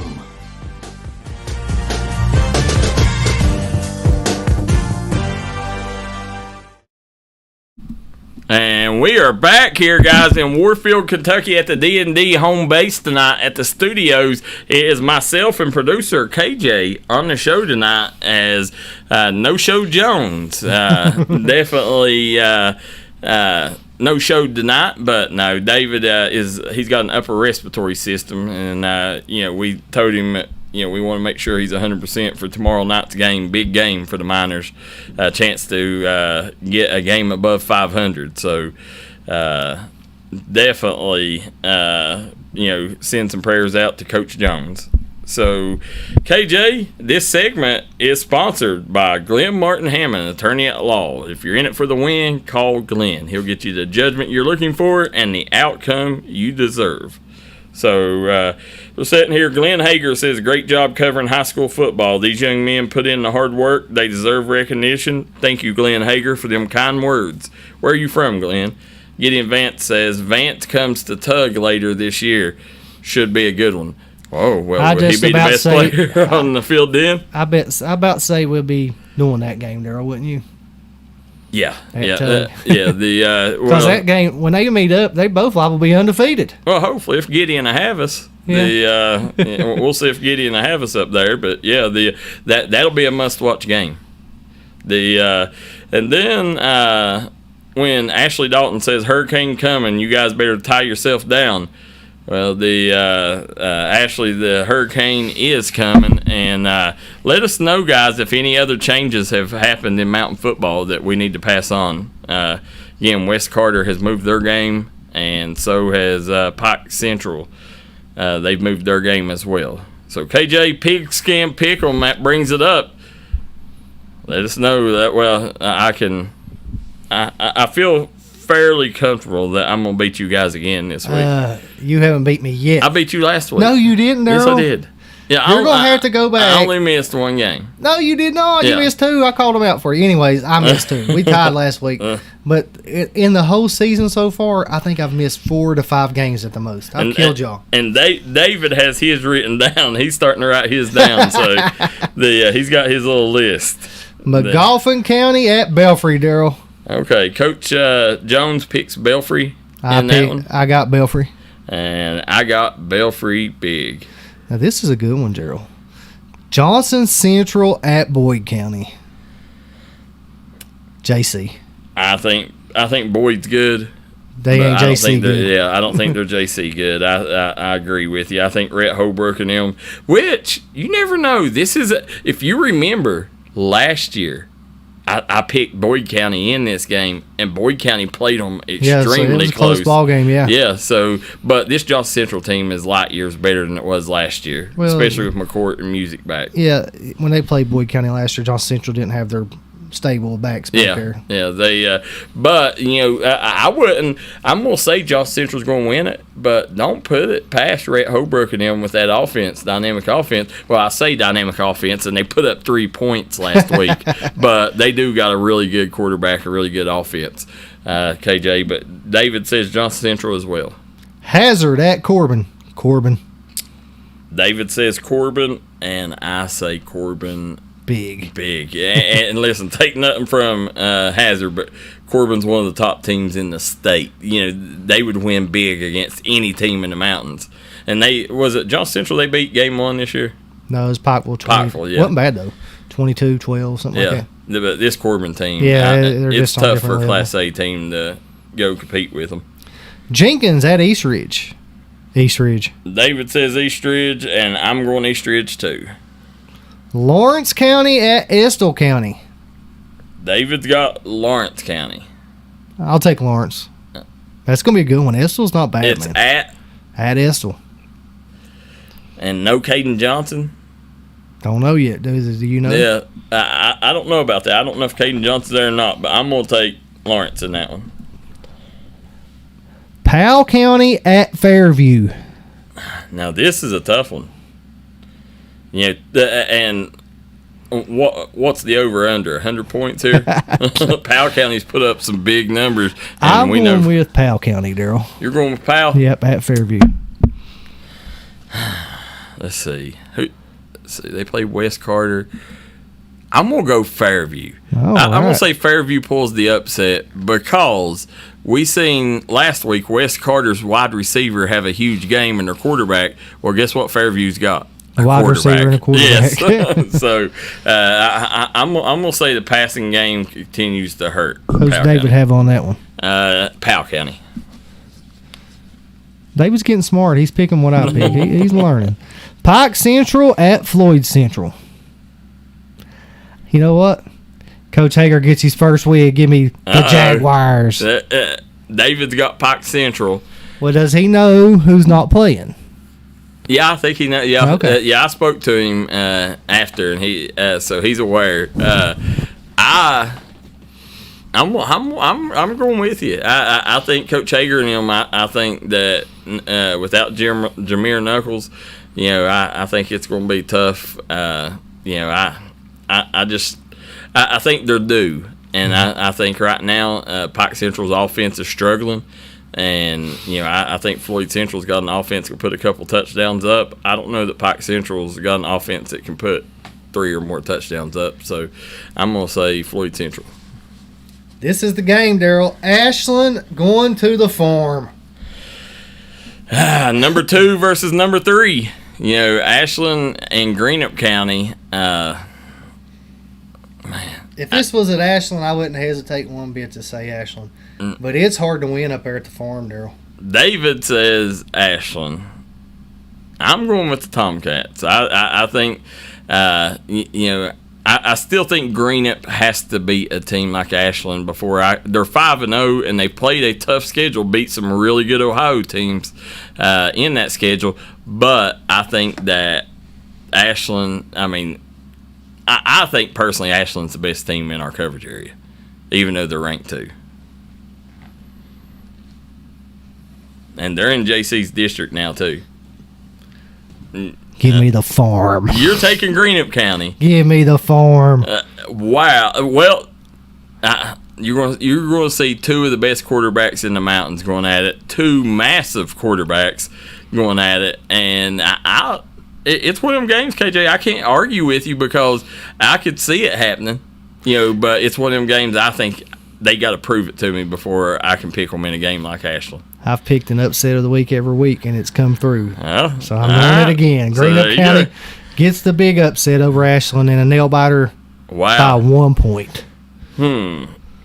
Pikeville at Harlan County. Pikeville gets win too, Darryl. So Pikeville, they're at Harlan. So this is Harlan County? Yeah, or that's who Lawrence County beat last week. Yeah, I still say Pikeville. And David's got Pikeville. Breathitt County at Letcher Central. Breathitt County at Letcher Central. We'll be doing this. This is Friday Night Football on D&D Sports Network. This might be, the Betsy Lane and Prestonsburg game is going to get our Citizens Bank game of the week, but this might be the best game of the week. Yes. It's going to be really good. Remember, Breathitt County now has Austin Sperry, and if Floyd Central don't have Kobe Johnson, then, can Breathitt put up the points to outscore Letcher? But I still think at home on Pine Mountain, I got to take Letcher. I'm staying on this Bobcat train, baby. Give me Breathitt County. David's taking Breathitt, too. Bath County at Lewis County. David's taking Lewis.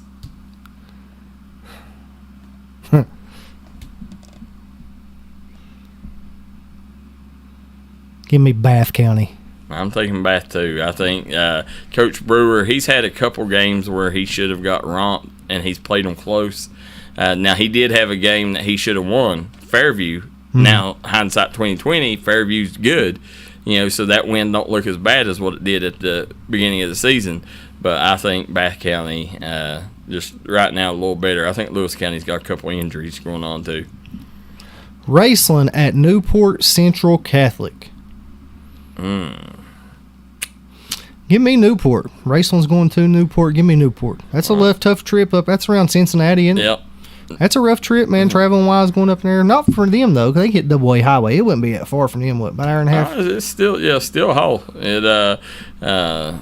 It's right there. For you guys that don't know, Newport is right there across the bridge from Cincinnati. Yeah. Well, David's picking Raceland, and I'm picking Raceland, too. I think they take care of business. I'm taking Newport. Now, Newport, they're traditionally a good team. Yep. Leslie County at Paintsville. Listen, and for folks at home, if you're picking games, let me give you a little hint. Normally, if it says the word Catholic at the end, you might want to pick them. Yeah. Now, who'd you say? Leslie at Paintsville. At Paintsville. Man. Is Paintsville's quarterback back? That's it. I don't know if A.J. Johnson's back. Give me the Tigers. I'm going to take Leslie. And let's see who David takes. David takes Paintsville.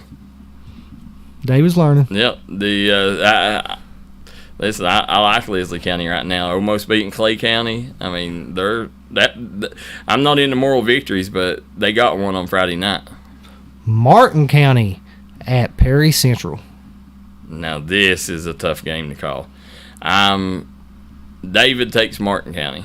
Give me Perry Central. I'm going with the Doors. Commodores win. At home, yeah. If that was at the Rock, different story. But the Martin County traveling up to Perry Central, no, Perry Central Perry Central gets the win. I think Perry Central, like I said, their offense is designed to control the clock. And if Martin County is going to win, they got to strike early. And Martin County's 4-1. This is the game that if Martin County wants people to take them serious, they win this ball game. This is one. They win this when they're in the top 10. That's it. I agree. I mean, this is the game where Martin County people can start to take Martin County serious if they win this one. Right now, like I said, they're 4-1, but they've not played well in a couple of them wins. And but the thing about Martin County, KJ, is we all know all it takes is for them to gel, because they might have the best talent pound for pound down their roster than anybody.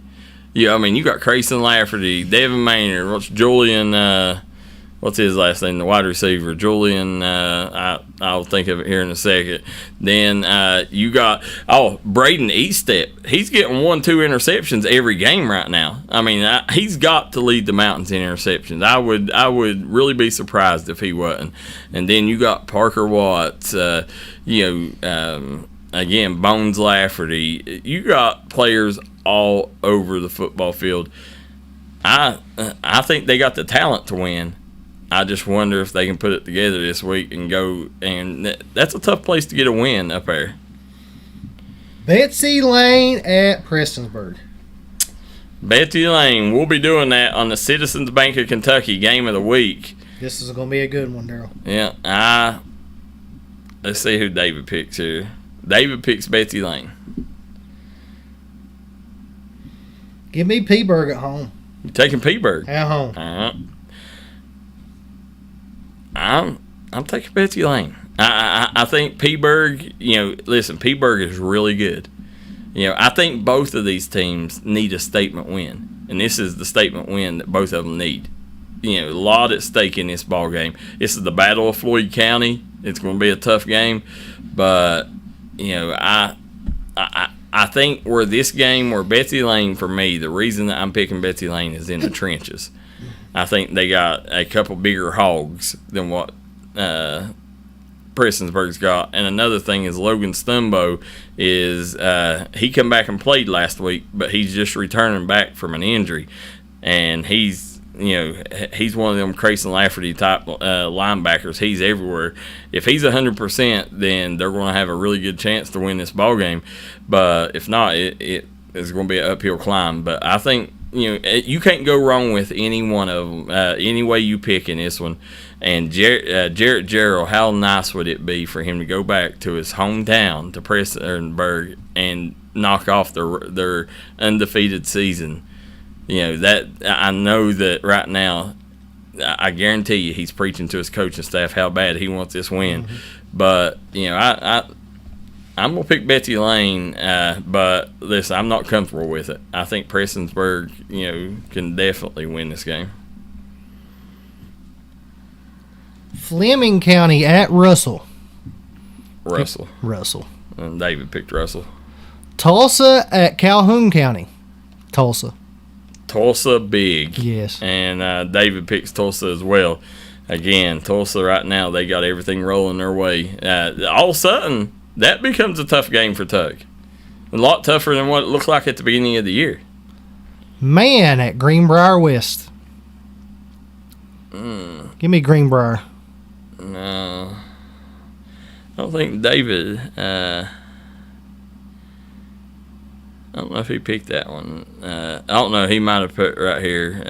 I think he picked Greenbrier, I think. Or is there anybody plays GW this week?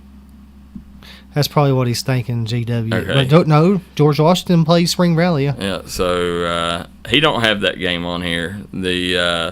So Man and Greenbrier, he normally... we'll have him. If you're watching, David, send that one in. Now, Man, Greenbrier, I think Greenbrier is just going to be too tough for the Hillbillies. Point Pleasant at Mingo Central. Listen, Point Pleasant is the number 15th ranked team in 3A.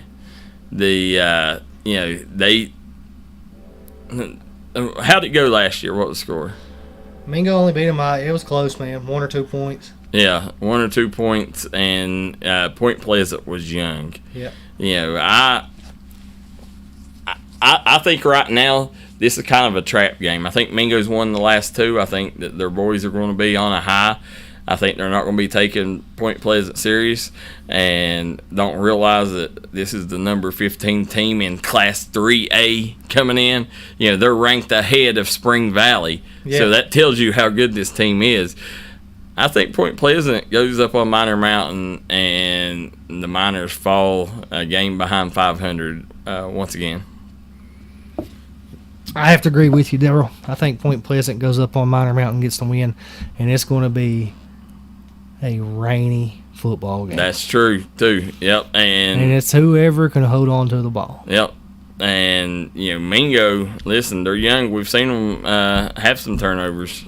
But I'm telling you what, if the Mingo team comes out and plays the second half, or plays this game like they did the second half against Man, and they found that identity of running the football. That's it. Yeah, it's raining. They got to run it. That's it. If you run the football, then Mingo can win this game. But my big thing is, listen, I think right now they're full of themselves. I think they beat Man. I think they got a couple good wins under their belt. And I think Liberty, Raleigh, and Man. And I think that they're coming in.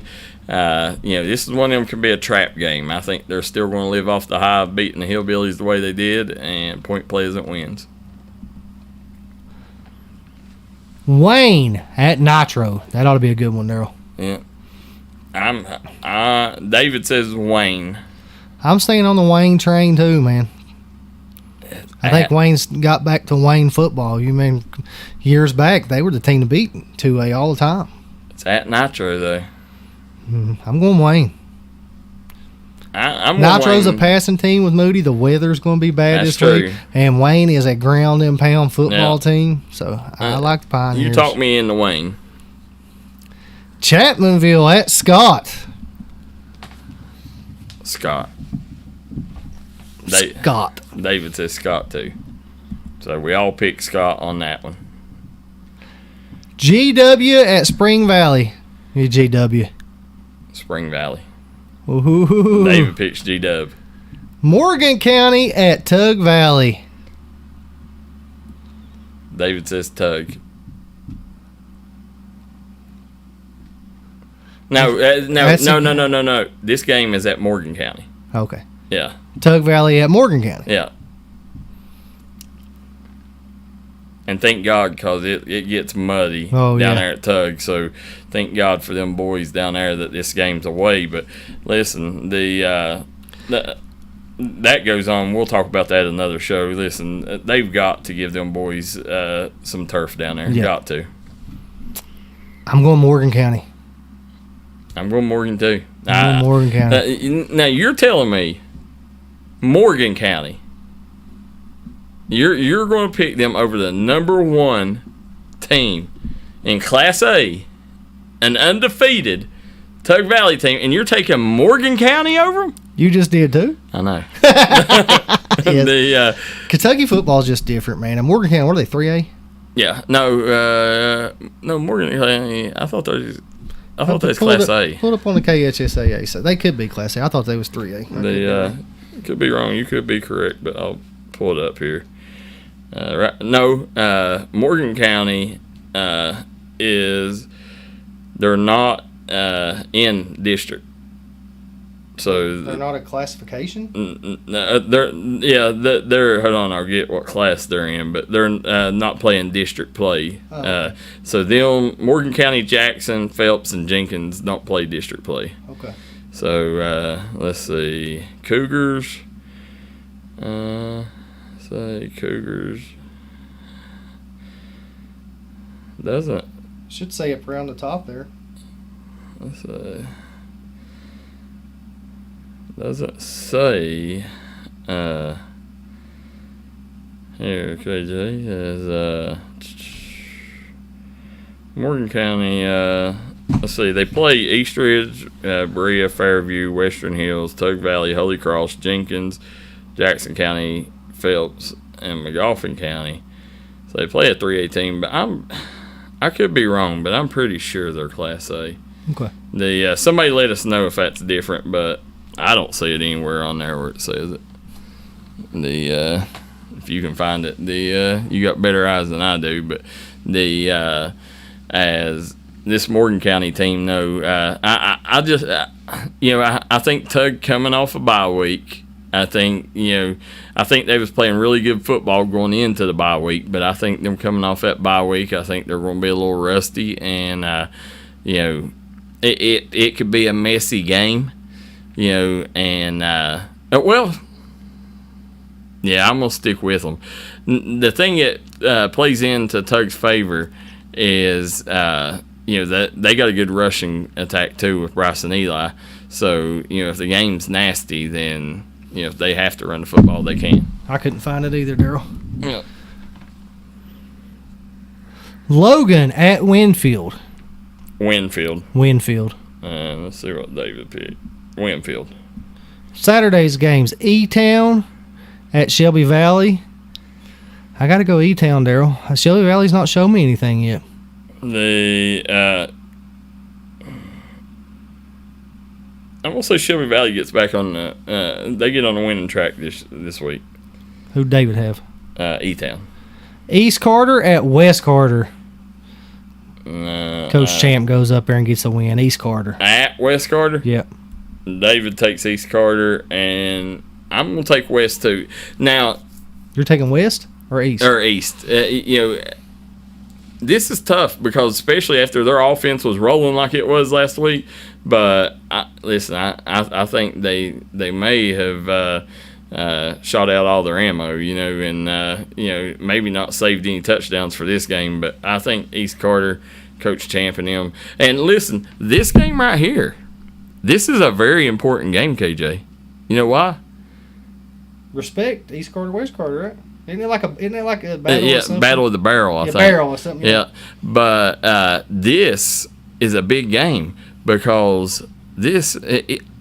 I think it might be the last year. If not, it's the next to last year that these teams will play because they're consolidating East Carter and West Carter. Oh, wow. And we had Coach Champ on the Startup Morning Show, and Coach Champ said, that a lot of weight is on this season's game because, them board members are trying to figure who's going to coach, the great Daniel Barker or the great Tim Champlin. Yeah. So that puts a lot more on this ball game whenever these coaches could be coaching for their coaching lives, and either way, I hope whichever coach it is, I would like for them to bring the other coach on staff. Yeah, if they would. I mean, it takes a lot of humbleness for a coach to be another coach, especially a rival's assistant, but would be a neat story.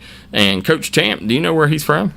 Pikeville. Yeah, he's a Pikeville Panther. So, he comes by that name honestly, Champ. And but I just think East Carter. I think they're too physical. All right, Darryl. We're at the college games now. UK travels to Ole Miss, and they are a 16-point dog.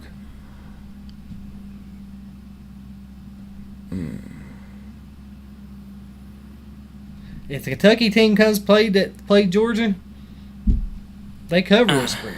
But I think Kentucky wins outright. What? Yep. I think Kentucky wins. Give me Ole Miss in the 16 points. David ain't got these wins, but I know he's got Kentucky. So Western Michigan at Marshall. Marshall is a 3.5-point favorite. I like this Marshall team, man. They played Ohio State tough the first half. A couple plays that was called back, and they might have been tied with Ohio State at halftime. They punted the ball, and Ohio State muffed the punt inside the 10, and they called it illegal formation on Marshall, and Marshall had to punt it again, or they would have had the ball inside the 10, going in to tie the game up before halftime. Wow. Ohio State blew it out the second half. Well, I'm glad Coach Huff, I want to see good things come Coach Huff's way. I like him. His wife we're very close to. She's was the head basketball coach at St. Joe. Yeah. And just a great motivator. Like that family altogether. Where did she go to, Darryl? I don't know where she's at now. Don't know, but she needs to be coaching somewhere because she is a motivator. Like I would go to war for that woman. Like, I would go to battle with her because she's the type that will get you pumped up. She needs to be somewhere around the game of basketball. Give me Marshall. You're taking Marshall? 3.5 point favorite. I think I'll follow you. Gideon Jarvis says Vance comes to Tug later this year. Should be a good one. Glenn Hager says Logan grandsons play at Chapmanville. The Topping brothers. Okay, so he's from Logan, and the Topping boys, and we know all about the Topping boys. Both of them are really good football players.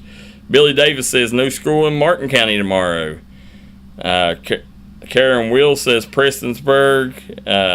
Then Gideon Jarvis says he can't believe we picked Morgan County, KJ. And they're 3A, Gideon says. That's what I thought they was 3A. Yeah. And Tom Williams says Martin County 2A. We was talking about Morgan, Tom. But who's the next one? Ohio State is a 23.5 point favorite at Michigan State. At Michigan State, 23.5, they cover. I think so too, Darryl. Ohio State's tough, man. Probably got the most talent in anybody in the country. I agree. Let's just see if they can coach them to a win or coach them to a national championship. Valparaiso is a 2.5 point favorite at Moorhead. Give me Valpo. You taking Valpo? Yeah. I'm taking Moorhead. I think they. I just think this is the one when Moorhead gets on the right track. I think Moorhead gets the win. Robert Morris at EKU. EKU is a 21.5 point favorite. Give me Robert Morris. I think EKU wins, but that's 3 touchdowns. No. Listen, I think this is a really good EKU team. I'm taking EKU all day. You're going to beat it by 3 touchdowns? Yep. All righty. And that rounds out our games, Darryl. Let's take a quick commercial break, and we'll be here to finish things up on the D&D Sports Network on Crunch Time. Hi, everybody. Dave Baker here for Citizens Bank of Kentucky. Do you want to love your car even more? How about putting extra cash in your pocket each month by refinancing with new low rates at CBK? It is fast. It's easy. All you have to do is log on to wearecitizens.bank. I'm Bruce Walters with Bruce Walters Kia in Pikeville, Kentucky. We have the area's largest selection of new Kias and more arriving daily. Come shop us in Pikeville. I guarantee you'll find the Kia for you. At Bruce Walters Kia, your new Kia comes with a 10-year, 100,000-mile warranty. Also at Bruce Walters Kia, you'll get free oil changes for life. Finding your new Kia is easy. Come shop us in Pikeville or shop us online at brucewalterskia.com. If you're looking for an award-winning tire shop that focuses on customer service that's family-owned and family-operated, stop by and see our friends Jeremy and Chasta at Punk's Tires. If you have a hectic work schedule and you're looking for a non-stressful, convenient way to buy tires, take advantage of Punk's Tires Appointment Saturdays. If they don't have the tire you're looking for, they guarantee it to have it the next day. Punk's Tires can take care of all your needs in tires, wheels, wheel alignments, brakes, rotors, minor mechanic work, and more. They'll treat you like family from the second you walk through the door.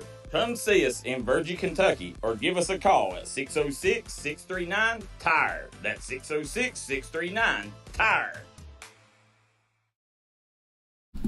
Back here on Crunch Time, producer KJ on the boards. I am Darryl McCoy here as KJ. We are closing things up here, and as we said, Martin County out of school. So Martin and Pike, we've heard come across the wire. So no school tomorrow for them. I would just about venture to say if you're watching, your kids ain't got school tomorrow. Yeah. So unless you live in another state, and we do got a lot of people watching from out west, so could very well be the case. Now, as we go here, KJ, let's look over to the statistical leaders in the Cofields. As I try to get to it here and bring it up, right now, there's a lot of players putting big numbers up, and I really hope these college recruiters are paying attention. And I actually know they are, because I've had 2 college scouts that reach out to us and ask us, they'd be like, is that right? Is that kid really leading? And we'd be like, yeah, we got the best stats guy in the business. Joe Kinzer and Bradley does a great job coming up with these each and every game, and I'm trying to bring up the website here, KJ. It's taking a little slow, so these as I try to bring it up this way.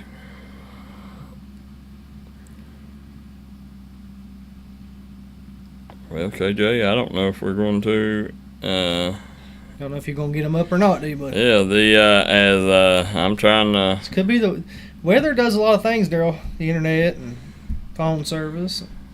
Well, it did say connection issue, so that could very be it. But I got them back in my messages. I know Bradley normally these would be really close. They might have been one or two that Bradley's had to go add, but Joe. He's got them here in their stats, so let's see. Rushing, number 1 in the mountains, Andrew McCutcheon. He's the only running back with over 1,000 yards. He's got 1,083. Betsy Lane. Yep. Can you guess who the number 2 running back is?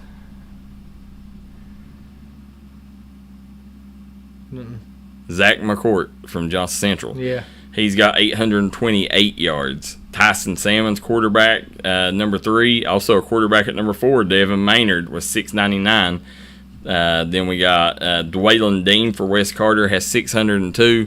Well, that big night on Friday night really helped him get up there. If not, he wouldn't have been in the top 10. Then Caden Gibson for Perry Central, 593. Jackson East, Estill County, 566.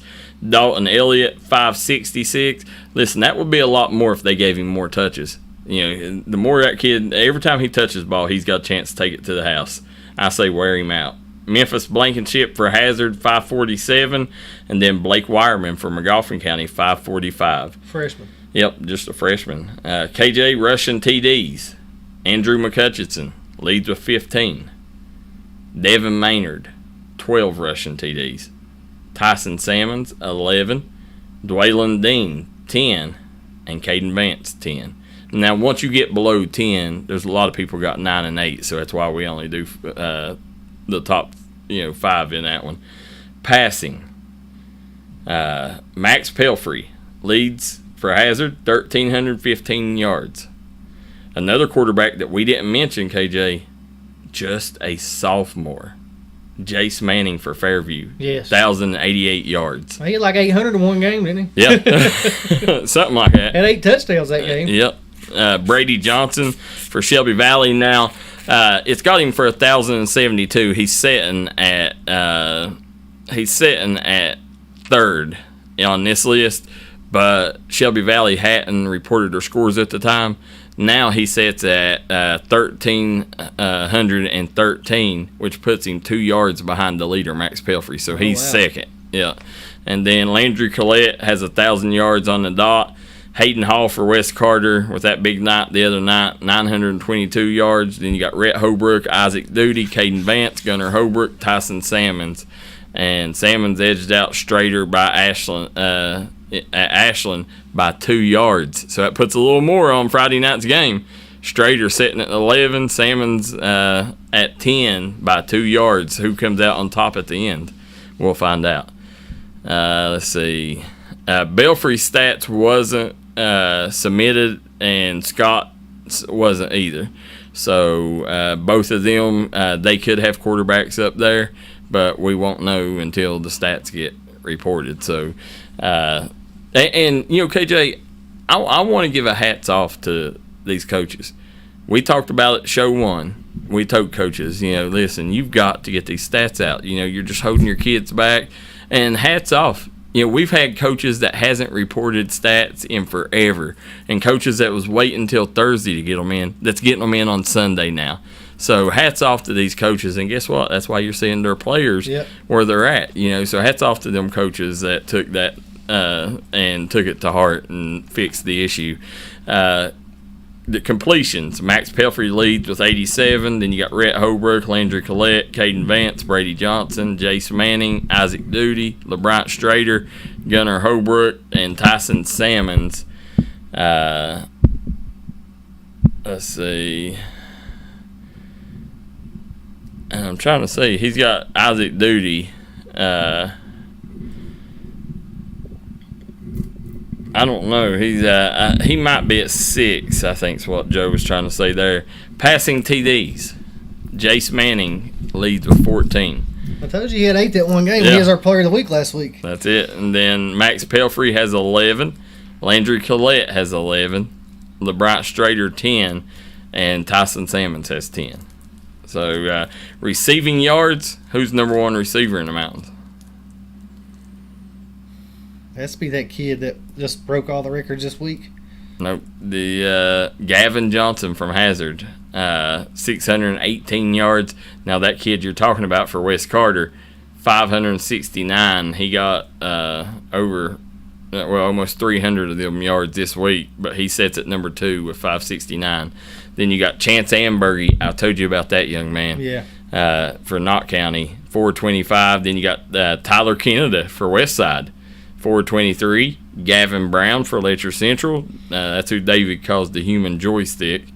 Anderson Loffer for Paintsville. He's one I told you at the beginning of the year would be up there. Shelby Valley's Colton Stamper, so you got a tight end up there. Jasper Davis for Greenup County. And then Javon White for Hazard. And Mikey Hager from Pikeville. Mikey Hager, one of the most underrated wide receivers. Yes. Receptions, Gavin Johnson leads it too with 37. Gavin Brown. Then you got Ryland Sampson for Leslie County with 24. Cameron Davis, Anderson Loffer, Javon White, Colton Lester for Westside with 21. Jasper Davis has 19. Then Boyd County's Cole Hicks and Javion Fullwood from Hazard has 18. Rounds out the top 10 in receiving receptions. And then receiving TDs, Caden Thompson for Wes Carter with 9. Anderson Loffer, 6. Kyler Kennedy, 6. Thomas Crawford, 5. Jasper Davis, 5. Chance Ambergy, 5. Tristan West McKinney from Powell County also has 5. Now, let me ask you this. Thomas Crawford, do you know where he's from? No. Boyd County. So, the then in tackles, now, Belfry hadn't submitted theirs, but we do know what he had. So, we can say Hunter Hilton's at the top. Yeah, Hunter Hilton's at the top with 79. Crayson Lafferty, 4 behind him with 75.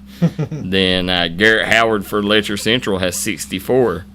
Then you got Jeremiah Anderson for Pikeville with 58. Brendan Anthony for Pikeville with 58. And Weston Harris for Betsy Lane with 58. Eric Germain for Boyd County with 58. Trevor Holbrook for Pike Central with 57. Trevor's having a huge year. And then you got Braden Holland for Leslie County with 56. Bryson Johnson, Prairie Central, 56. Dawson Kentzer, Letcher Central, 56. And that rounds out our top 10, I think, here. Now, let me tell you this. You want to know the stat of the night? We will call this the Bruce Walters stat of the night. Belfry, when Belfry scores 30 or more points, they are 391-4. And George Rogers Clark has 2 of them in the last 2 years. That's true. Yeah. Yeah, I didn't think of that. Yeah. So let's see then let's see. And right here is their losses. The 4 losses. 1990. No, actually, Joe, I think Joe might be wrong here. He says the 4 losses was 1999 Vipperman Stadium loss against Breathitt County. 2017 the Pike County Bowl loss to Huntington. Then 2024 home GRC in the Pike County Bowl. And then 2024 away at Johnson Central. Well, they might not have scored 30 last year against Didn't GRC. they? I can't remember. Okay. I thought they did. Joe, listen. Yeah. Joe ain't wrong. Yeah, we're not going to doubt Joe. So those are the 4. And then when Mingo scores 30 points or more, record is 88-3. And their opponent this week, Point Pleasant, has 2 of those wins. And 2018, they beat them at home 42-35, and they beat them in a away playoff game in 2018, 65-35. Wow. The other loss came in 2015 at Glen Hayes against Tulsa, 44-41. So very impressive statistics. Bruce Walters' statistics of the night there.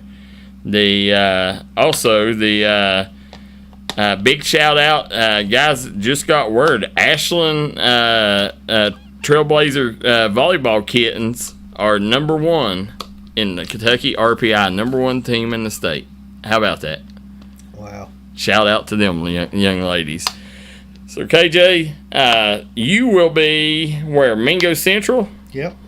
You will be Mingo Central and Point Pleasant on Friday, and let's see, next week. A lot of people on here predicting that there'll be no school for a week. Wow. That'd be interesting, and making sure that I got all one last thing, and then we're going to go here, KJ. What everybody wants to know, the Massey ratings. So let me bring them up here. McGoffin County at Belfry. Belfry's a 35-point favorite. Close. 38.5. Belfry 38.5-point favorite. They're about right. Johnson Central at Boyd County. 21. 27.5. Oh, you're within a touchdown of the first two. Yeah. Hazard at Corbin. 35. 40.5. Close. Yeah. They see if you can stay a touchdown in all these. Jenkins at Eastridge. Oh, God. Eastridge is 28. Let's see. Eastridge. You're close. They're 37. God, I was almost touchdown. 37. Lawrence County at Estill County. Lawrence County by 14. They got Lawrence County 28. I think it's a little high. That's a little high, yeah. Yeah. Powell County at Fairview. Powell County 14. Powell County 18. Yeah. Then Ashland at Greenup. I would just about bet they got Ashland as a 10-point favorite. 21. Wow. No, 22.5. They got Ashland that big of a favorite on the farm. 22.5-point favorite going down to the farm. Pikeville at Harlan County. 30. 35.5. Mm-hmm. The Breathitt County at Letcher Central. I say they got Breathitt as a 3-point favorite. Oh, Letcher 18.5. No way. They got that way off. Bath County at Lewis County. If it was me, I'd have them as a pick 'em. Yeah. What is it? 7.5. Lewis. Lewis. Yeah. Raceland at Newport Central Catholic. I'd say they have Newport Central as a 3-point favorite. Nope. Raceland 17.5. Wow. Leslie County at Paintsville. I'd say they got Paintsville as a 7-point favorite. You're on the money. Mm-hmm. Yeah, on the money there. Let's see. Martin County at Perry Central. Perry Central as a 17-point favorite. Close. 23.5. The Floyd Central at Pike Central. And we know that game's at at Floyd Central now. I'd say they got Floyd Central as a 7-point favorite. Nope. Pike Central, 20.5. No way. No, I agree with you there. Betsy Lane at Peaburg. Betsy Lane as a 3-point favorite. Peaburg, 7.5. Woo! Yep. That's tough. Prestonsburg home field, and they got a historic home field there. Yeah. Yeah, and I tell you what, KJ, that new turf is nice. Beautiful. Yep. Let's see, Fleming County at Russell. Russell 28. Wow, 27.5. So you're half point off there. East Carter at West Carter. East Carter 21. East Carter 22. You're right on. Tulsa at Calhoun.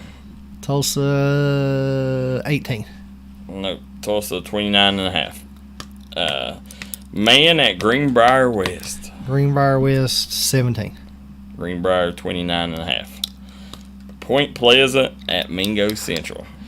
They probably got Mingo as a 14-point favorite or something like that. You know the Massey ratings love Mingo Central for some reason. What is it? For some reason.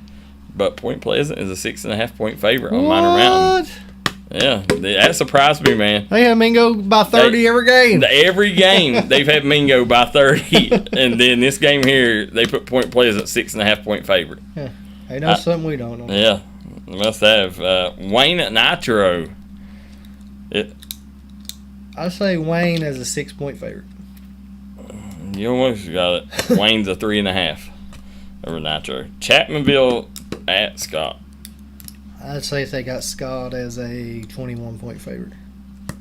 Scott is a 27.5, so you got within your touchdown there. G-Dub at Spring Valley. G-Dub's a 20-point favorite. Nope, Spring Valley 7.5. Wow.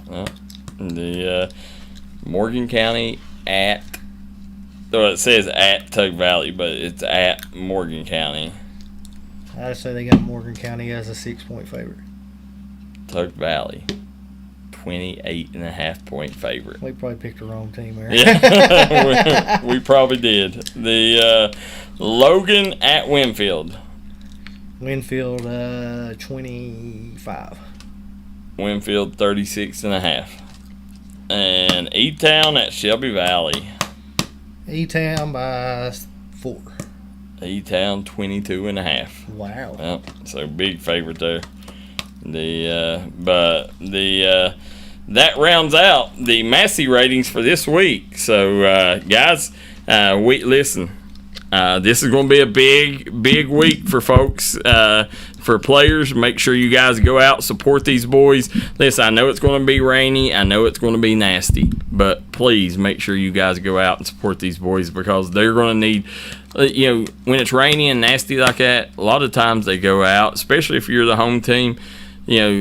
Sometimes it's hard to get motivated, KJ, when it's rainy. They're going to need fans. Get out, support your teams. Listen, that Prestonsburg Betsy Lane, they're not going to be able to. I mean, Prestonsburg wants to win it. They better have a bleacher full of fans there. And so get out, support your local teams, guys. If you can't, if you ain't going to stay for the whole game, stop by, buy a hot dog or something, and let the team know you're supporting them. But guys, it's going to be a great week in football. We look forward to seeing you guys next Thursday. Producer KJ, thank you for coming to the studio tonight. And Coach Jones, we hope you get better. Good luck, Coach Jones.